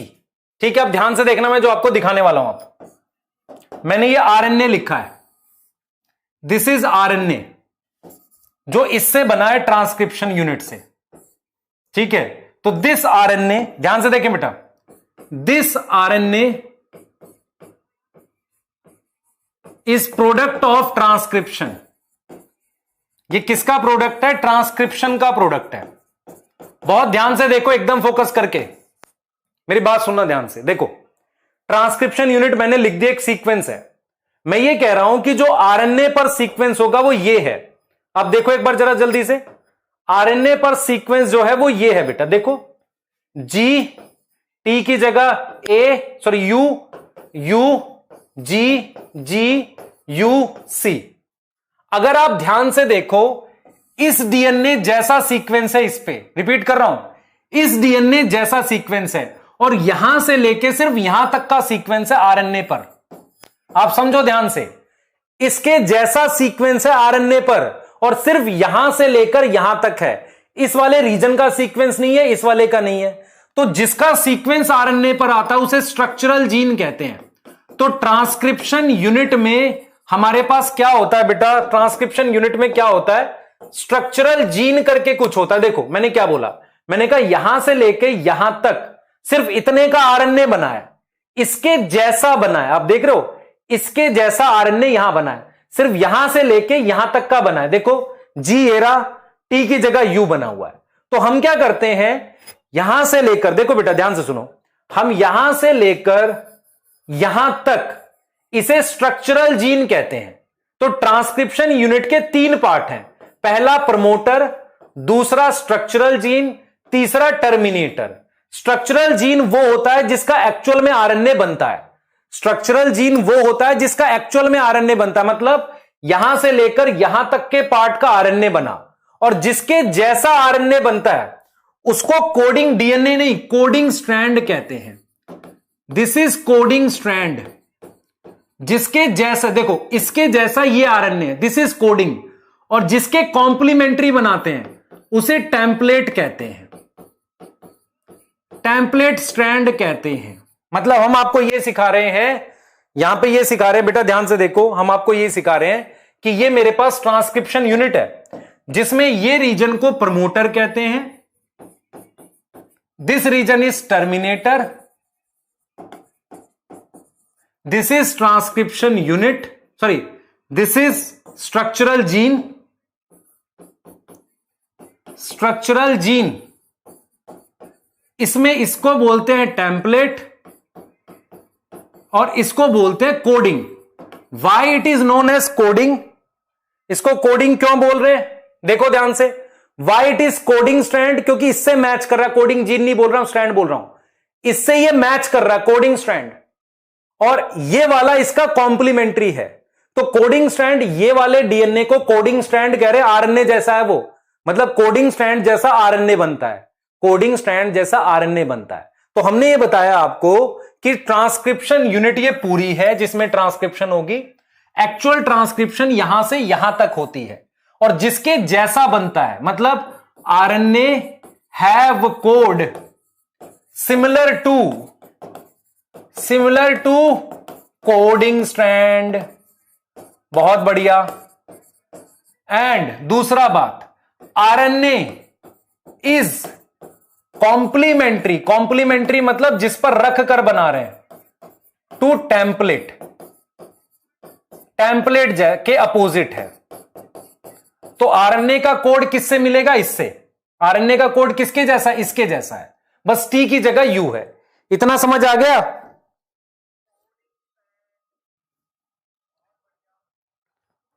ठीक है यार, अपने लिए थोड़ी पढ़ा रहा हूं यार, तुम्हारे लिए पढ़ा रहा हूं। हमें पता है बेटा लाइव में समय लगता है आपको, इसलिए थोड़ा समय एक्स्ट्रा पढ़ा देते हैं, है ना। ये उस दिन के से बच रहे हैं जिस दिन मान लो आपका सिलेबस खत्म करना है, एक चैप्टर रह रहा है और एक ही क्लास में पढ़ाना है सारा, तो सुबह से शाम तक आपको पढ़ाए जा रहे हैं। जिसमें बच्चे सो गए उनको एक थप्पड़ मारा, उठाया, फिर पढ़ा रहे हैं। उन चीजों को हम अवॉइड करते हैं, तो थोड़ा थोड़ा डेली पढ़ा देते हैं एक्स्ट्रा, है ना। देखो प्रमोटर टर्मिनेटर क्या है बेटा, ये इससे आरएनए नहीं बनता, ये हेल्प करता है स्टार्ट और स्टॉप करने में। ठीक है, हाँ ठीक है, अब बस इतना ही पढ़ा रहे हैं और नहीं पढ़ा रहे आपको। ठीक है, हाँ। कोडिंग स्ट्रैंड सुन लो क्या होता है। कोडिंग स्ट्रैंड वो स्ट्रैंड होता है जिसके जैसा आरएनए बनता है। अगर आप ध्यान से देखो आरएनए का कोड क्या है, GUUGGUC। जी खाली यू और टी को रिप्लेस कर दो, GTTGGTC, तो सिमिलर है, तो इसे कोड कह रहे हैं, मतलब इसका कोड आरएनए से मिल रहा है। टेम्पलेट क्या होगा? इसका अपोजिट, जैसे सी के अपोजिट जी, ए के अपोजिट यू, तो इसे टेम्पलेट कह रहे हैं। क्लियर है बेटा? कोडिंग जैसा होगा, टेम्पलेट में इसका क्वेश्चन आता है, नीट में एक क्वेश्चन भी आता है कोडिंग टेम्पलेट का, मुझे याद दिलाना, नेक्स्ट क्लास में कराऊंगा मैं उसे। ठीक है बेटा, चलो, है ना। और फिर आपको मैंने एक आज वर्कशीट दी है, मैं सुन लो ध्यान से क्या क्या दिया है। आज आपको एक वर्कशीट दी है इसकी, मॉलिक्यूलर बेसिस ऑफ इनहेरिटेंस की। एक और मेरे पास है, उसको बोलेंगे वर्कशीट सेकंड, थोड़ा आगे जाएंगे तो उसको दे देंगे आपको। ठीक है, क्लियर। तो 2 से 3 वर्कशीट हो जाएगी आपकी। एक प्रिंसिपल ऑफ इनहेरिटेंस की आपकी आज आई थी मॉर्निंग में एक, है ना, उसको भी सॉल्व करना आपने। ठीक है बेटा, और सुनो ध्यान से, वर्कशीट किस काम आती है? लास्ट मोमेंट पे जब चैप्टर रिवाइज कर लेते हो, आप पे बहुत टाइम नहीं है क्वेश्चन करने का, वर्कशीट सॉल्व करो। अगर आपके आंसर्स बन जा रहे हैं तो आपको याद है ना। ठीक है बेटा, ठीक है। तो वर्कशीट डीपीपी संभाल के अपना बड़ा बढ़िया से बनाओ। आज क्वेश्चन बनाना, रेप्लीकेशन वाले बन जाएंगे आपसे। ठीक है, कल का टाइम वेस्ट नहीं करेंगे भाई। कल के टाइम में मॉलिक्यूलर की बैठ के मेरे कहने से उसका एनसीईआरटी वाला लेक्चर आज अपलोड करवा देता हूं मैं। एक बार देखता हूं कहां पर है मेरे पास, नहीं तो कल आ जाएगा। कल एनसीईआरटी वाला लेक्चर इस चैप्टर का आ जाएगा आपके पास। ठीक है, और बेटा मैंने मान लो एक बैच में अगर मैंने रिकॉर्ड कर लिया एनसीईआरटी रीड करते हुए, ऐसा थोड़ी मैं सब में रिकॉर्ड करूंगा अलग अलग, मतलब तुम्हारे लिए मैं ताजा बनाऊंगा तभी खाओगे उसे, ऐसा नहीं है। समझ में आ रहा है? अगर मैं एनसीईआरटी रीडिंग एक बैच का तो वो तुम्हें दे सकता हूं, मैंने ही किया है ना वो, ऐसा थोड़ी किसी दूसरे टीचर का वो। ये चीज समझ आ रही है मैं क्या बोल रहा हूं? ये ऐसा नहीं होता बेटा इसमें। जैसे पीवाईक्यू और एनसीईआरटी रीडिंग वो कॉमन ही होती है, अलग अलग थोड़ी होगी उसमें, कोई नया ऐसा थोड़ी मसाले डाल के ले आऊंगा तुम्हारे लिए। ये चीज समझ पा रहे हो? ये तो मैं कर रहा हूं कि बना रहा हूं अपनी तरफ से सारे बैचेस का, ताकि सब में आपको दूं, सारे बैचेस को दूं। ठीक है बेटा, और वो टाइम जो बचता है, मान लो एनसीईआरटी लेक्चर में से जो टाइम बचता है वो आपके लेक्चर में इन्वेस्ट होगा। इसके अलावा आपको क्या फायदा होगा? उस टाइम से बचा के आपके लिए वर्कशीट बनाएंगे, क्वेश्चंस बनाएंगे। और ठीक है, आप चेक करो, बहुत सारे क्वेश्चन जो मैं देता हूं वो ऐसा बुकिश नहीं है, आपको लगेगा कि मुश्किल क्वेश्चन है कुछ उसमें से। ठीक है, हाँ क्लियर है बेटा? जो सही है फैक्ट बता रहा हूं मैं, ऐसा नहीं कुछ हिडन है आपके लिए, एक ही रहता है वो, उसको हम देते हैं बैचेज में, क्योंकि वो एक बार हमने पढ़ा, हमने ही पढ़ा है ना वो, ऐसा कहीं कहीं और से आया है। ठीक है, हाँ